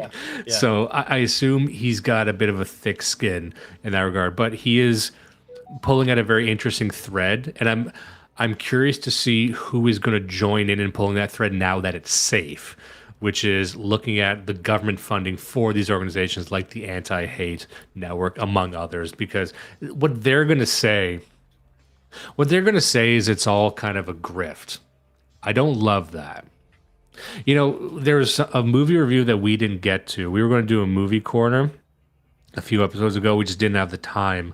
The movie was going to be one that we both watched called Eddington. Yeah. Do you remember that? Yep. So I'm just going to pull that up, see if I can just get the people who don't know what that is. It was the recent Ari Aster film. It's got Joaquin Phoenix in there. It's got Pedro Pascal, of course. And I thought it was interesting because it was the first movie I've seen that was really about COVID and about Black Lives Matter, or sort of a meta-analysis of it. Yeah. And one thing I noticed throughout, and I thought it was relatively fair. It was fairer than I was expecting. However, one thing that I noticed, and other commentators have noticed this as well, but they portrayed Antifa as just sort of misguided youth and ultimately benign. And there's the Black Lives Matter protesters who are predominantly white. They're young white people, and they're portrayed as SJWs. But in the context of this small town where there's like 2 black people live there, they were accusing the black guy of being like basically a house nigger. You know what I mean? Yeah. And then he's seen as the the black person is seen as the victim of the Black Lives Matter movement, which was driven by white liberals, which is just another way to kind of throw naive white women under the bus, which I don't appreciate. But that's something I've noticed, that for a long time, people refused to admit Antifa existed. And now that they're admitting that they do exist, they're just trying to say that it's a grift, or it's just, it exists, but it's stupid. It's not even real. Or it's just this way for white people to get money from it. And I'm still just maintaining the thing, like, these people want you dead. They do want you dead. These people hate you. They are communists. They're gay communists, and they are arming themselves, and they're losing. They're losing in a big way right now. But I don't like this sleight of hand I'm seeing, where it's like, yeah, Antifa, they're just, Proud Boys are serious, though. Proud Boys, that's a legitimate hate organization, but Antifa, it's actually just this construct for, people to make money. And I think you can do that while also admitting that they have their hubs where they're trading with guns to shoot you, and they're more willing to do that now than ever before. Yeah. You see what I'm saying? What do you think about that? Or what do you think of the movie? Just like a brief. No, I mean, I agree with everything. I didn't like the fact that they made the whole thing white. I did appreciate the fact that they showed the protesters as largely like there were two classes of protesters. There were the actual protesters who were like, useful idiot college kids and high school kids who just have nothing better to do because of COVID. And then there was paid agents flying in on a private jet with machine guns and C4 who were also they were playing. It's like there's two elements to it. So I like that they actually showed that, because that is actually what happened, and it continues to happen with a lot of these. Like I do think most Antifa, and probably where the liberals are coming from, most Antifa in reality are actually just gay high school students. But the ones that are doing the serious damage, like if you want to act like Antifa doesn't exist, there is an actual organization. It's probably tied to the CIA, and they actually rent properties and train with weapons and have equipment and have like it's a fucking terrorist organization, but they hide in crowds. So, yeah. And the question is like, how many of the proper Antifa are aware of that? It doesn't matter. You have to shut them all. You have to arrest all of them. Yeah. You should actually just arrest all of them and then figure out which ones were real, and the real ones you should execute them, and the rest of them you can let them go. But you have to arrest all of them. It is a fucking terrorist. Geek makes a point. They're trying to workshop the Groypers as the new Proud Boys. I will say, true, but there is a reason that Nick Fuentes was very concerned early on about getting out in front of this and saying, Nick Fuentes made a good portion of his career on shit talking Charlie Kirk. And one thing that I think he hopes people forget, and we covered this on the latest episode of Real Secret Coffee Hours, was there was actually one Groyper, I think a couple of years ago, who was arrested with a plot to shoot Charlie Kirk. Because why? Charlie Kirk was their enemy. Yeah. He didn't get away with it, right? He was arrested. But, there are some elements in that group that, I think he's noticing that this thing might have some momentum that he can't really control at this point. So he has to spend a lot of time disavowing. And he was smart to disavow when he did, because, this thing can speed out of control fast. That's all I'm saying. Yeah. So let's just review this thing really quick. The government focus, it seems, under the Trudeau liberals, now Carney liberals. So maybe, I'll get you to, that's a sensitive topic, but does that line up with what you were saying about, potentially government picking and choosing sides here at all, or certain groups being smeared? It does. I think it's hard to deny at this stage that there is an ideological bent to what law enforcement at the municipal, provincial, federal levels, our spy agency, what they are choosing to focus on. And an example of this is, I believe it was the 2024 CSIS report that raised concerns about increased risk of extremist violence against members of the LGBTQ community, with no mention or acknowledgement of the real life violence that was actually taking place at demonstrations, which largely came from people who were masked up and purporting to fight fascists. And that gap, it raises questions. And now let me just say this, that I like what she's saying, but this is a type of woman I've dealt with my entire career. This type of speaking really grinds my gears. It really frustrates me, where it's kind of like the up and the down, and it's taking three sentences to say one sentence. Like there is a gap, and it's quite a noticeable gap, and some people have noticed it. And for most people, that gap is noticeable. It is noticeable, and some people think something should be done. Not everyone, but there have been some discussion that something should be done. Yeah. And I think something at this point, at this juncture, should be done. Like, you think it's people trained in that environment where they just need to hear their own voice, or that type of thing? Yeah, but it's like I'm seeing this class of woman get involved. Like you never saw this type of woman wading into these waters and applying that sort of just very mid IQ boardroom talk to what is basically her saying that Antifa are being given a pass by the media and funded by the government, which is something we've been saying for like 5 years, right? Yeah. So I think that's an interesting sea change. And what does that mean? We think about the role of the government in providing support, both institutionally and financially, to organizations that are kind of sort of arm's length, right? Maybe very short arms. And it's these organizations who then are sort of middlemen in directing or again supporting in some fashion, facilitating the actual. You see what I mean?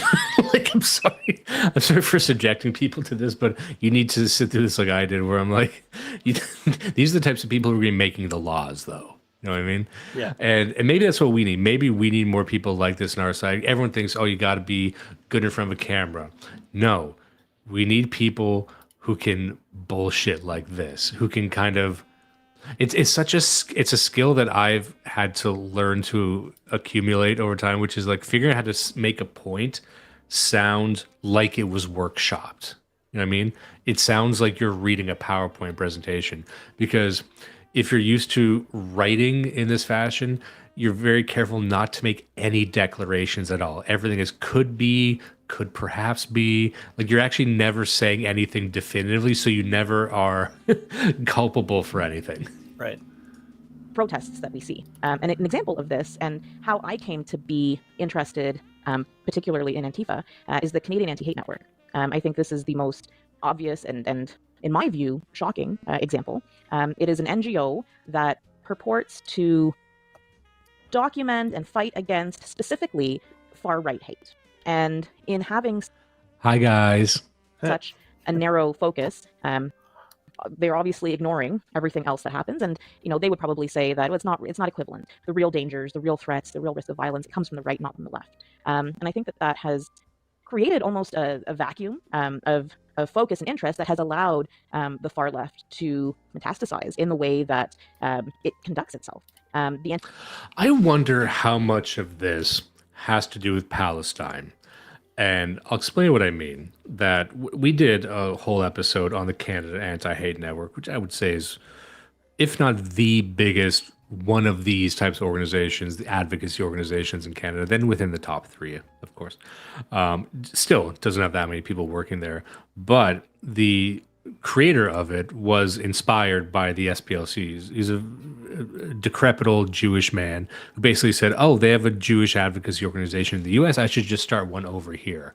And so he named it the Canada Anti-Hate Network, but it really does just police for Jewish interests. They're mainly concerned about Holocaust-related stuff. They're really only concerned about what they see to be white nationalism.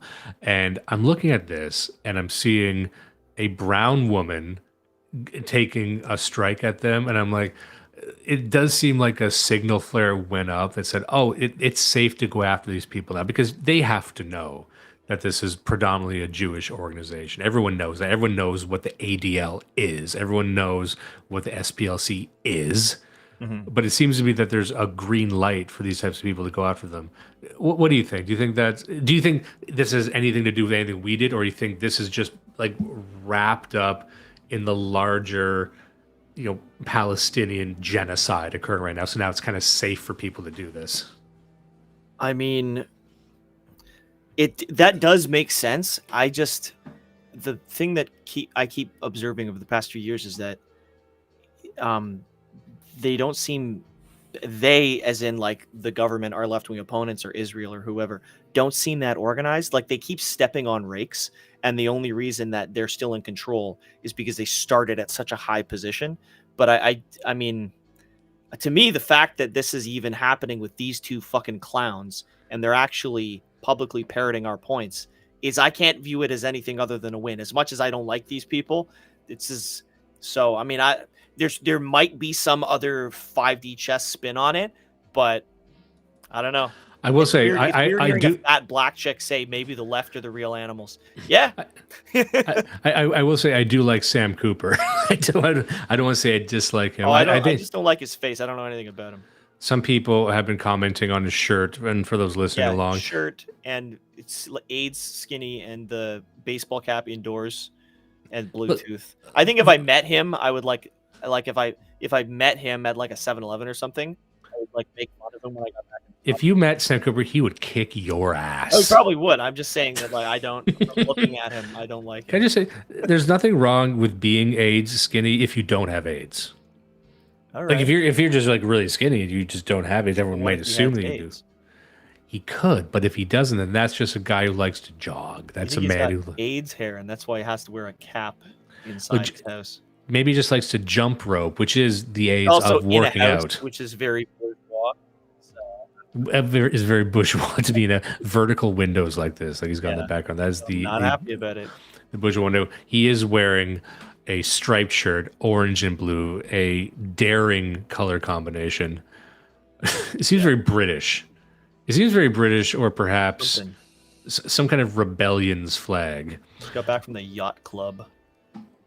He just got back from the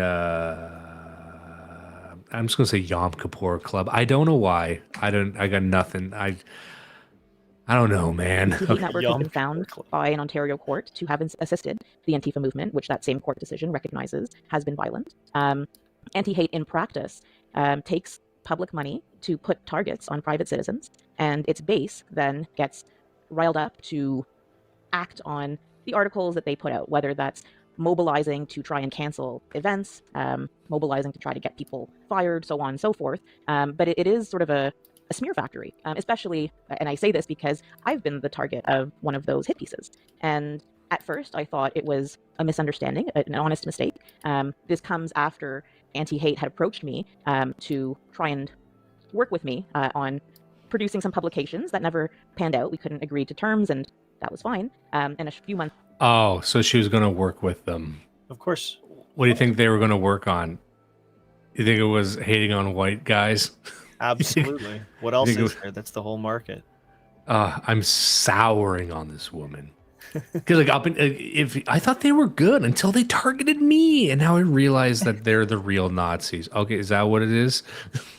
After that, I was the subject of an article that framed me as a fascist sympathizer, and it's only gotten worse since then. And I've now, with the benefit of time, seen the same pattern repeat for other individuals.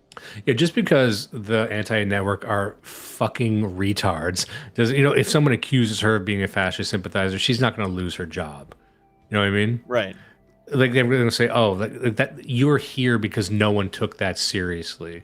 Yeah. But if there's sort of a middle of the road white guy and they get them in their crosshairs, they can destroy their life pretty easily. Especially if they have a regular career at a regular organization. Exactly. So you happen to be like a journalist and researcher who sounds like you were previously working to stop hate. And what was the hate you were trying to stop? Was it white guys meeting to do squats in the park? You know what I mean? So it just, I'm always very cautious of these people, and I might be being uncharitable here, but there's a lot of people who are only here because they got swept up in this organization that is so influential that they are big enough that they can sweep up these mistakes, and they feel that they were personally wrong. And it's like, oh, I had no idea what this was like. So you couldn't look at this from the outside and tell what the fuck it was. You had to kick down your door before you realized that you might be right. I don't know what to do with you people. Yeah. I don't know what to do. Like people who are old enough to know better, who kind of got radicalized by COVID. You know what I mean? Like people our age who were like, lives their entire life until COVID. I don't know what the fuck to do with you. You've been too stupid for too long. And then you got jolted out of it, and now you think that the world's your oyster. You have access to all the red pills. Shut up. I can't use you. I can't even fucking talk to you. Right. You need 5 more years in the cage. That's what my buddy Laughing Man was talking about. Or even Ryan Turnipseed said this, because they're Lutherans, and it's like any new convert has to shut up for 5 years. We put you basically in a cage, because you're new. Don't go out there trying to talk like you know shit. So now we don't need to keep. Let's do a bit more in here. much more extreme and harmful ways. And knowing that one of the pillars of anti-hate's work is supporting legislation that is pro-censorship, brought forward by the government. They're receiving public money to do this. Part of their publications include essentially repackaging American Antifa material. The fact that any public money goes toward this and also considering anti-hate's relationship with unions, which are also very heavily on the ground, it is kind of a murky landscape. Yeah, I would ask her, and we'll move on to the next video after this, but I'd ask her, it's like, okay, you don't like that this organization is receiving taxpayer money. Do you think that a similar organization should receive money? Do you think that there should be something approximating an anti-hate network? It's just, it happens to be run by the wrong people. Do you believe there should be such a thing as hate speech laws as such? Or do you think that these ones just targeted you unfairly? I mean, Like she said as much right at the beginning. She's like, I really don't like all of the right-wing hate, but I noticed that the left wing also has a lot of hate. So it's like, you just swallowed the fucking Kool-Aid. You're not actually one of us. You're just mad that your own people are being hypocritical. But you are, like, she is our opponent. Yeah. I'm sorry. Winkler's Me says, this is not what I thought Dimes and Judas would look like. So there's another one I just wanted to try before we go. This is sort of the flip side of it. I'm looking at a show. I don't know who this is. Extremists in the Canadian Forces is the title. Real Talk, Ryan Jespersen. So it's not Real Talk with Ryan Jespersen. It's just Real Talk, Ryan Jespersen. Okay. 2 months ago, an okay amount of views for the type of channel that this is. And I got good news for you. He's talking to another black person who's an expert on extremism. Great. That's the other trend I'm noticing. It's like, okay, if there is a movement trying to maybe take some of the heat off of us, even momentarily, it's gonna be a black insane person with like bloodshot eyes saying it to let everyone know that's safe to talk about, right? And I think it needs to be black because they're not gonna let an Asian do it. They're not gonna let a Hispanic. Like, they need black people, and in my opinion, the very fat ones. There's something about a fat black person that adds credibility to this. So let's listen to this guy. I don't know if I like him or dislike him, by the way. Let's see what we think. This guy, a distinguished professor at the University of Alberta, political scientist and a subject matter expert. Welcome back to the show. It's nice to see you, my friend. Thank you, Ryan. I hope you can hear me okay. We hear you crystal clear. Hey, what is distinguished professor? I mean, I know what the words mean, but how do you earn that title? Shut up. Move on. And then an associate professor. I'm going up the line to that have not familiarized themselves with this story recently within the last couple his title. So, associate professor, let's tell the people at home, like, what is that? What do you, are you like an associate of a professor? Are you a professor who's an associate? Like, what do you do? It's like, in many ways, I work in the university, and I this is a very African man. I'm trying to see, we're looking at him right now. Does he have a lazy eye? I want to say yes. He's got one eye looking at me. He's got, I don't know, man. We'll see. Of weeks. The RCMP arresting 4 men in Quebec in a major terrorism investigation, among them 2 active members of the Canadian Armed Forces, plus a former military member, plus a civilian instructor with the Air Cadets. These men charged with a number of offenses under Canada's Anti-Terrorism Act for, quote, facilitating terrorist activity, allegedly training in military-style tactics, shooting, ambush drills, scouting missions, and plotting, police say, to establish an anti-government militia to forcibly take over land north of Quebec City. Obviously, this raises eyebrows, and you were the first person that we thought of when you first heard about this. He was the first person they thought of. We got to get this fucking... Where is Quebec? Just a guy who just saw his first white man a week ago. So that was the story here. So we've got 4 white men, 2 were in the military serving, but then 2 were just outside of it in a civilian capacity. They were doing, what they're trying to tell you is that they were starting a militia. Well, what does that mean? Well, they're training with guns.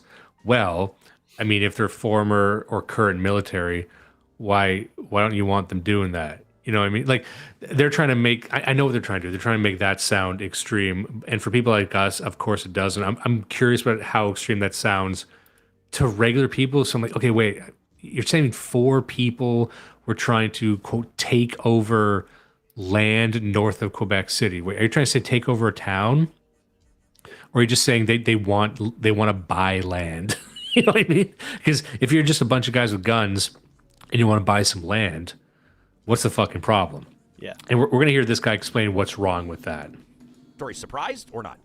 Not surprised at all, because as you remember, I told you that we did a report for the Department of National Defense, which was funded by the Department of National Defense, to look into the possibility of extremist. One thing I wanted to point out about this guy's show, it's an amazing show. He seems to have just constant sponsors. So right now, this segment is sponsored by Mercedes-Benz. So he's got like a fucking... So there's a fucking train in the background, sorry. Mercedes-Benz thing here creeping up from the bottom.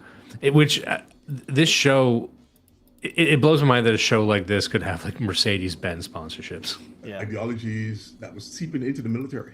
And that's very concerning for the military. It's very concerning for DND, Department of National Defense. It should be very concerning for every single Canadian, because the military is there to protect us, to serve Canadians, to protect us from harm, from external forces primarily, but also internal terrorist organizations as well. So when you see that two of these individuals were active members of the Canadian Armed Forces, and the other two had some relationship with the Canadian Armed Forces, that should make people sit up and take notice, because this is very, very concerning. Again, that's sort of bureaucratic, managerial class tone that I hate, which is people should sit up and take notice.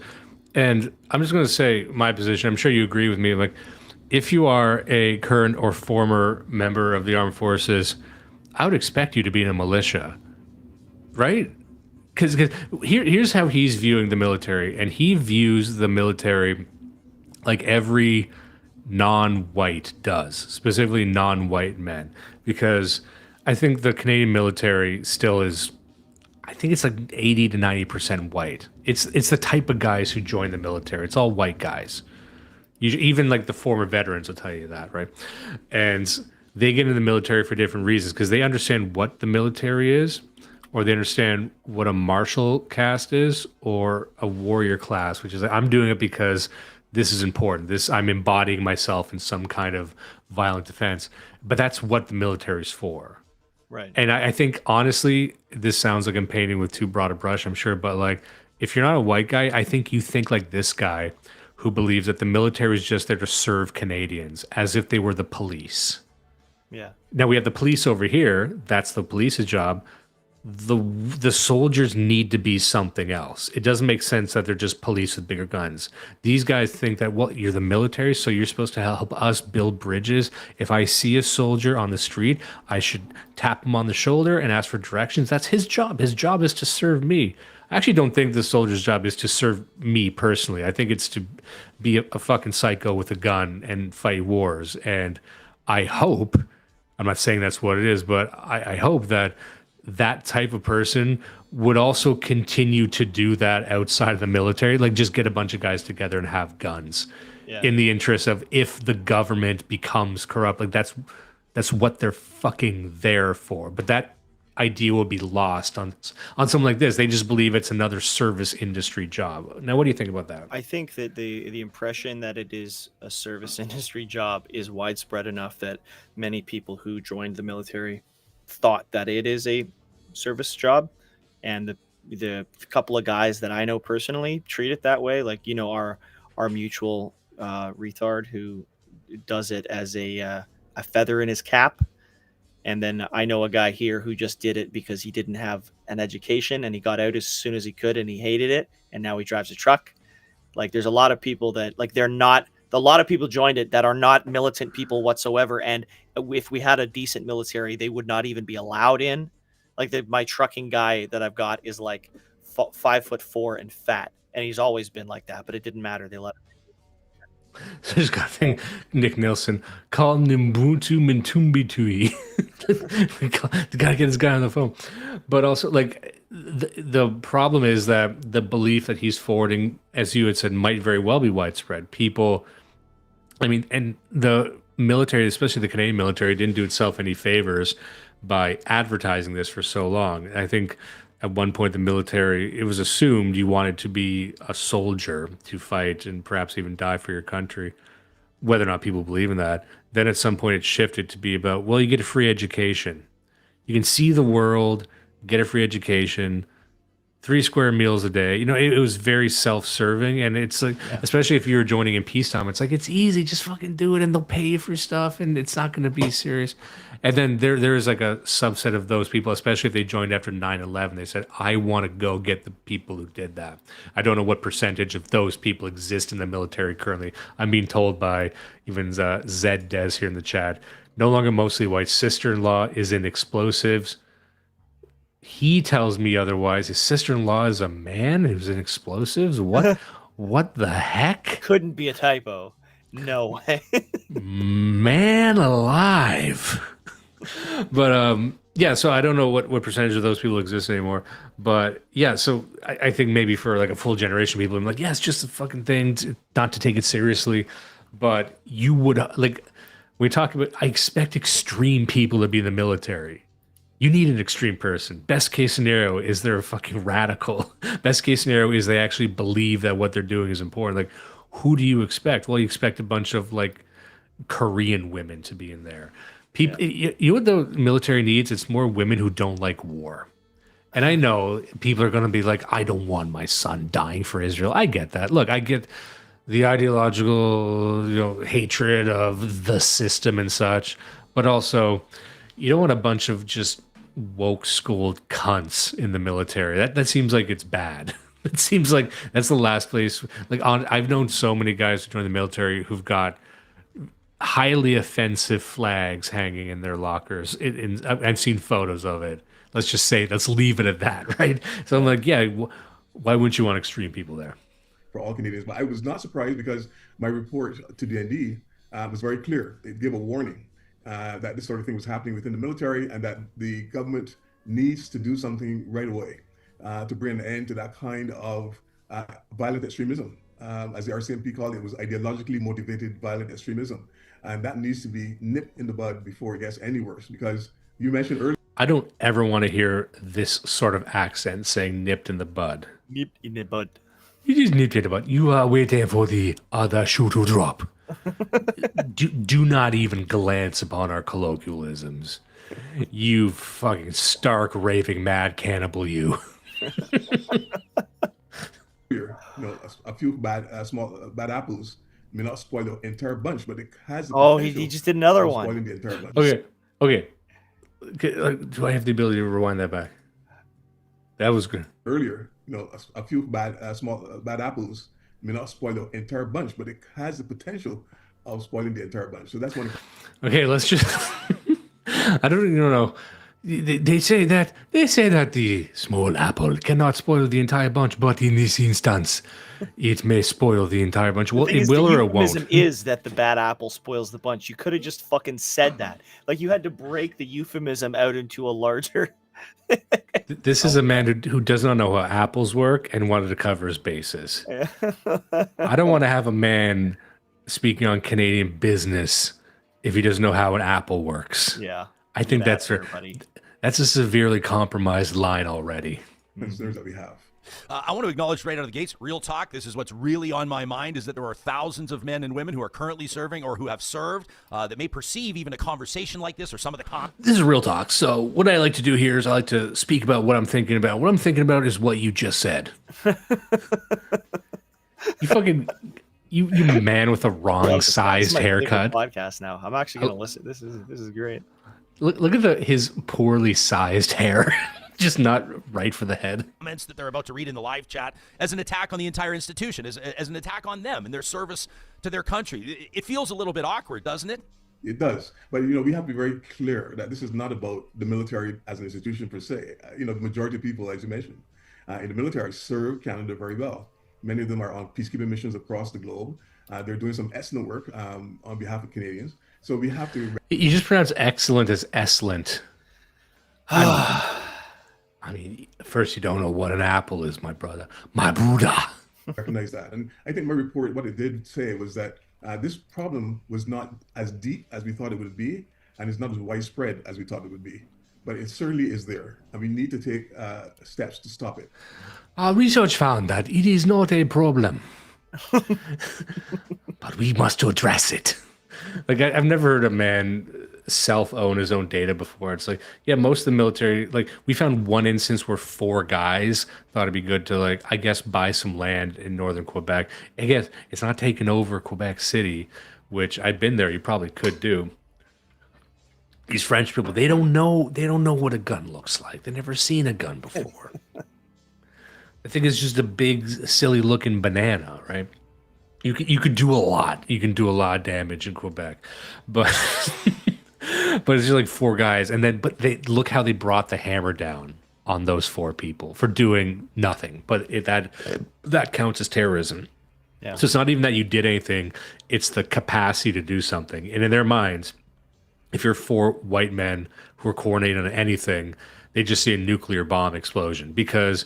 You probably are the only people on Earth that could do something like that. You're dealing with a population of people like him who can't do anything. Yeah.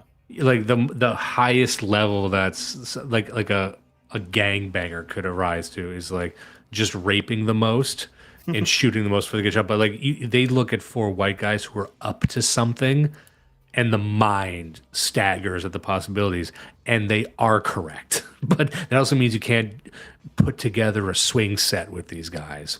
You can't build a fucking tree fort. I think that's the secondary message of this. Whether it's in terms of recruitment of individuals coming into the military to make sure we can screen out those individuals that have those kinds of ideologically motivated hate within them, or whether it's a case of the institution itself having certain elements that lends itself or creates a situation where this kind of thing can thrive.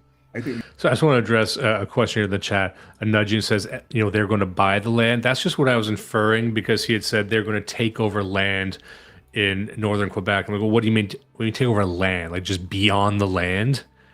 You know what I mean? Or are they buying it? Otherwise, it doesn't actually. If they had said attack a city, they'd say northern Quebec, because northern Quebec is like the Arctic Circle and it's all crown. There's nothing up there. Exactly. Like that's where, or they going camping for an extended period of time. Like, what do you mean take over? They just put a flag in a place where no one fucking is. But that's what a lot of guys talk about. It's like maybe you just buy some land and you go shooting up there. But why can't you do that? Well, apparently to this guy, they found the 4 guys who were probably they're up to nothing. The headlines sold it like they planned to conquer it. Exactly. I mean, can you just go conquer the woods? I mean, you and I could go conquer some woods right now. Yeah. I got a hankering. What's it take to what's it take to conquer a fucking marsh where no one's been? Even, where there's even if the story in the mainstream media had been that they had plans to take their guns and go to Montreal and take over Montreal, I still wouldn't believe it because it's a stupid story. And then even if that was the story, retards like this are going to pick it up and then treat it as ground truth. So like there's no.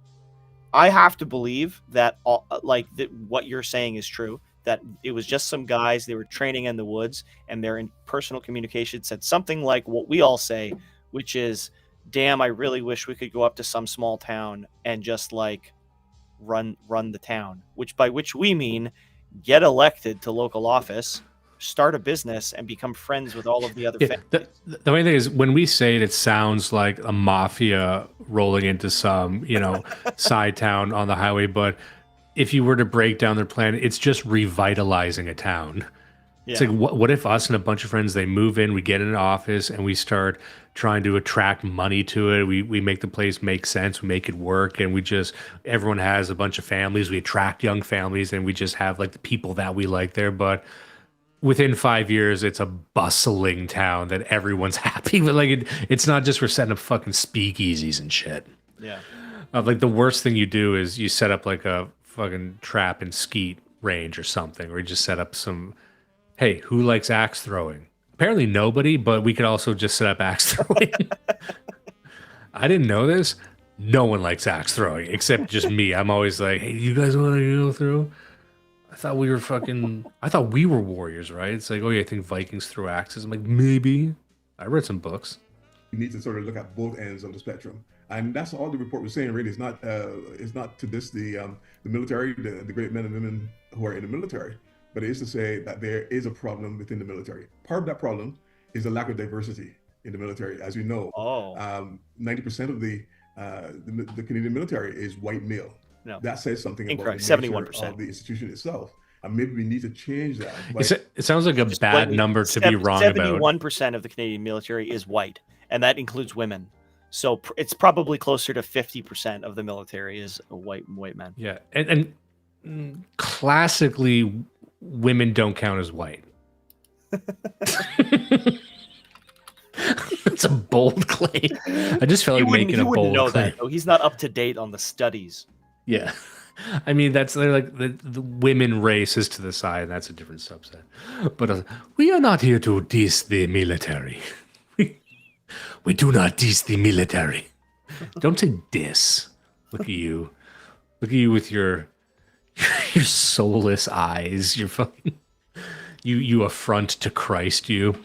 But okay. So bringing in more individuals of diverse characters, not just in terms of skin color, but in terms of diverse ideologies, diverse ways of thinking. We need to sort of maybe expand the military in that way. And we need to have an expansion of our military given the threats that are coming. Okay, I saw this, and I need to run this by you. Maybe I'm being cruel here. This image looks like it's AI, but it might not be, right? What do you think? Some of the faces look up, but also this could just be. I think it's real. I think you that's think real. so? I'm looking at this. Yeah. Okay.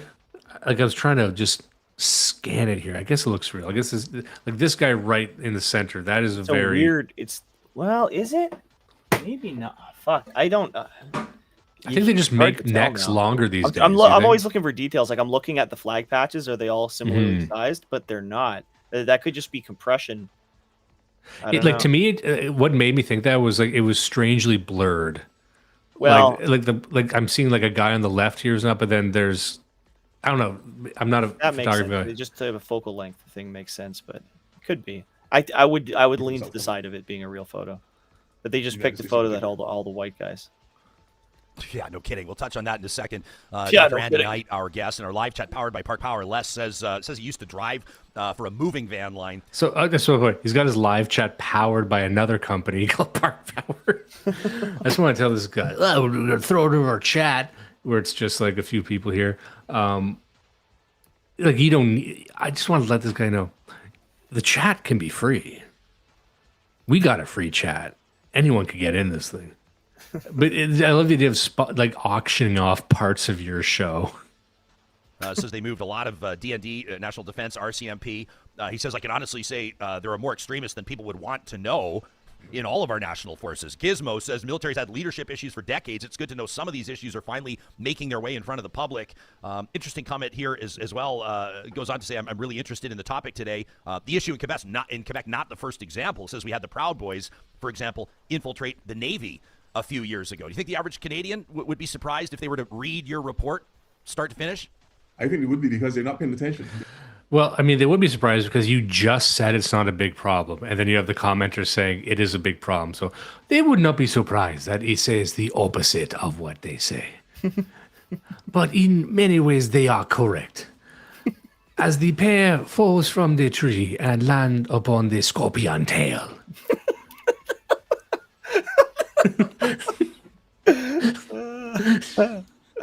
You just let it out. Just let out your African. I know you all got lurking inside you.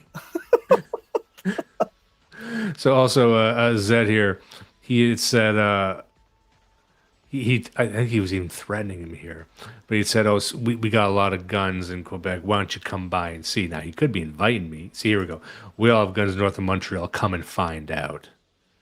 I could be inviting me for a good time. He could be inviting me out there to shoot me. He could be inviting me out there to point a gun at my head and do all kinds of things with my organs. Oh, wow. What do you think about that? What do you think about me getting shot in Quebec? Yeah, well, I mean, you called out the whole province. Some all right guys there. I just said they thought guns were bananas. You meant Montreal. You got to get into the nitty gritty about like which part of the island hates the other part. Pick the Jewish part and say you were talking about them. I'm gonna be honest with you. I don't know what I said. You said nobody in Quebec knows anything about guns or has seen a gun. Well, here's you can have a gun like this. I'll meet you halfway. Okay, They're probably about the same as us. Like city people are a bunch of liberal fags, and everybody more than an hour outside has a gun. I'm spitting my hand. Meet me halfway, or I'm going to say you can have a gun. You can have lots of guns, but not know what it is. Oh, it's like a French thing is like having tons of guns and thinking it's like I'm just another tool. Yeah, just like they have a gun, they point at their head. Allô? Qu'est-ce que c'est? They're the only place in Canada you can still get an AR-15, but they're just sitting with it at the dinner table. Comment ça va? Ça va bien? It's a member of the family. They put a place out for it. They put it there. They didn't know you could shoot with it. I never said you didn't have guns. I mean, the last thing I need is heat from Quebec, by the way. See, I'm hoping that I can chud code this enough that people can't take offense. Like, no, you want to throw down? I'm like, look, yep, motherfucker, I want to die. Guess what? I'll take you up on that offer. How about you shoot me 20 times in the chest? Is it free? Hell yeah. All right. Let's do it. These days. Sex Frequent says Jews convinced Dimes to sell out and plug for play fake Korean tits made of fish head flesh. They run Linux. I mean, I think that might be as good a place to end it as any, because we've done everything I wanted to do on this. This is the summary of the extremism discourse right now, completely disjointed and incoherent. No one knows what they're saying. Every bit of research that they can do says that it's not coming from our side, even when they're invited on shows to paint the picture of it as a problem in Canada. It seems to be that it's all on the left. Now, what are the consequences of that and implications of that? I'm not sure. I still maintain that, as we saw with the movie Eddington, I think the narrative has shifted so fiercely against Antifa that they're going to probably be thrown under the bus. But that sort of necessary organ of power isn't going to go away, I don't think. Yeah. And if anything, I think they sense that they're losing so hard that they might just continue shooting. And then they already have an established media apparatus of liberals just to deny that it's them. I mean, I was surprised that there's been so many perpetrators of Antifa violence, and the system on the left and liberals, they just say, nope, didn't happen. They just deny it. Like they just let people get away with murder over there, and we're forced to like extract our own and sacrifice them to the exact same people to show that we're not that bad. I'm like, no, they're gonna start shooting us. We're 5 years behind them. We're at the level where we're canceling them. They're at the level where they're shooting us and stabbing us in the head, and they think it's funny. So in another few years, I guess we'll be there, and then they'll just be, flying out of the country to actually. They'll be going back to Weather Underground type shit, but do it right this time and just bringing in Venezuelans and Muslims and stuff. And then we'll be, I don't know if we're going to lose that fight eventually, but it seems that they're ahead of us on the insanity. Yeah. Yeah, absolutely. Anyway, we have Wolf's song, Qu'est-ce que slay? Yes. Nice. Yes. Yeah. All right. So everyone, I hope you enjoyed. I hope someone enjoyed this episode. I had a great time doing this. Welcome back. Yeah, buddy, we're back. All right. So I'll see you all later. Everyone, thank you so much for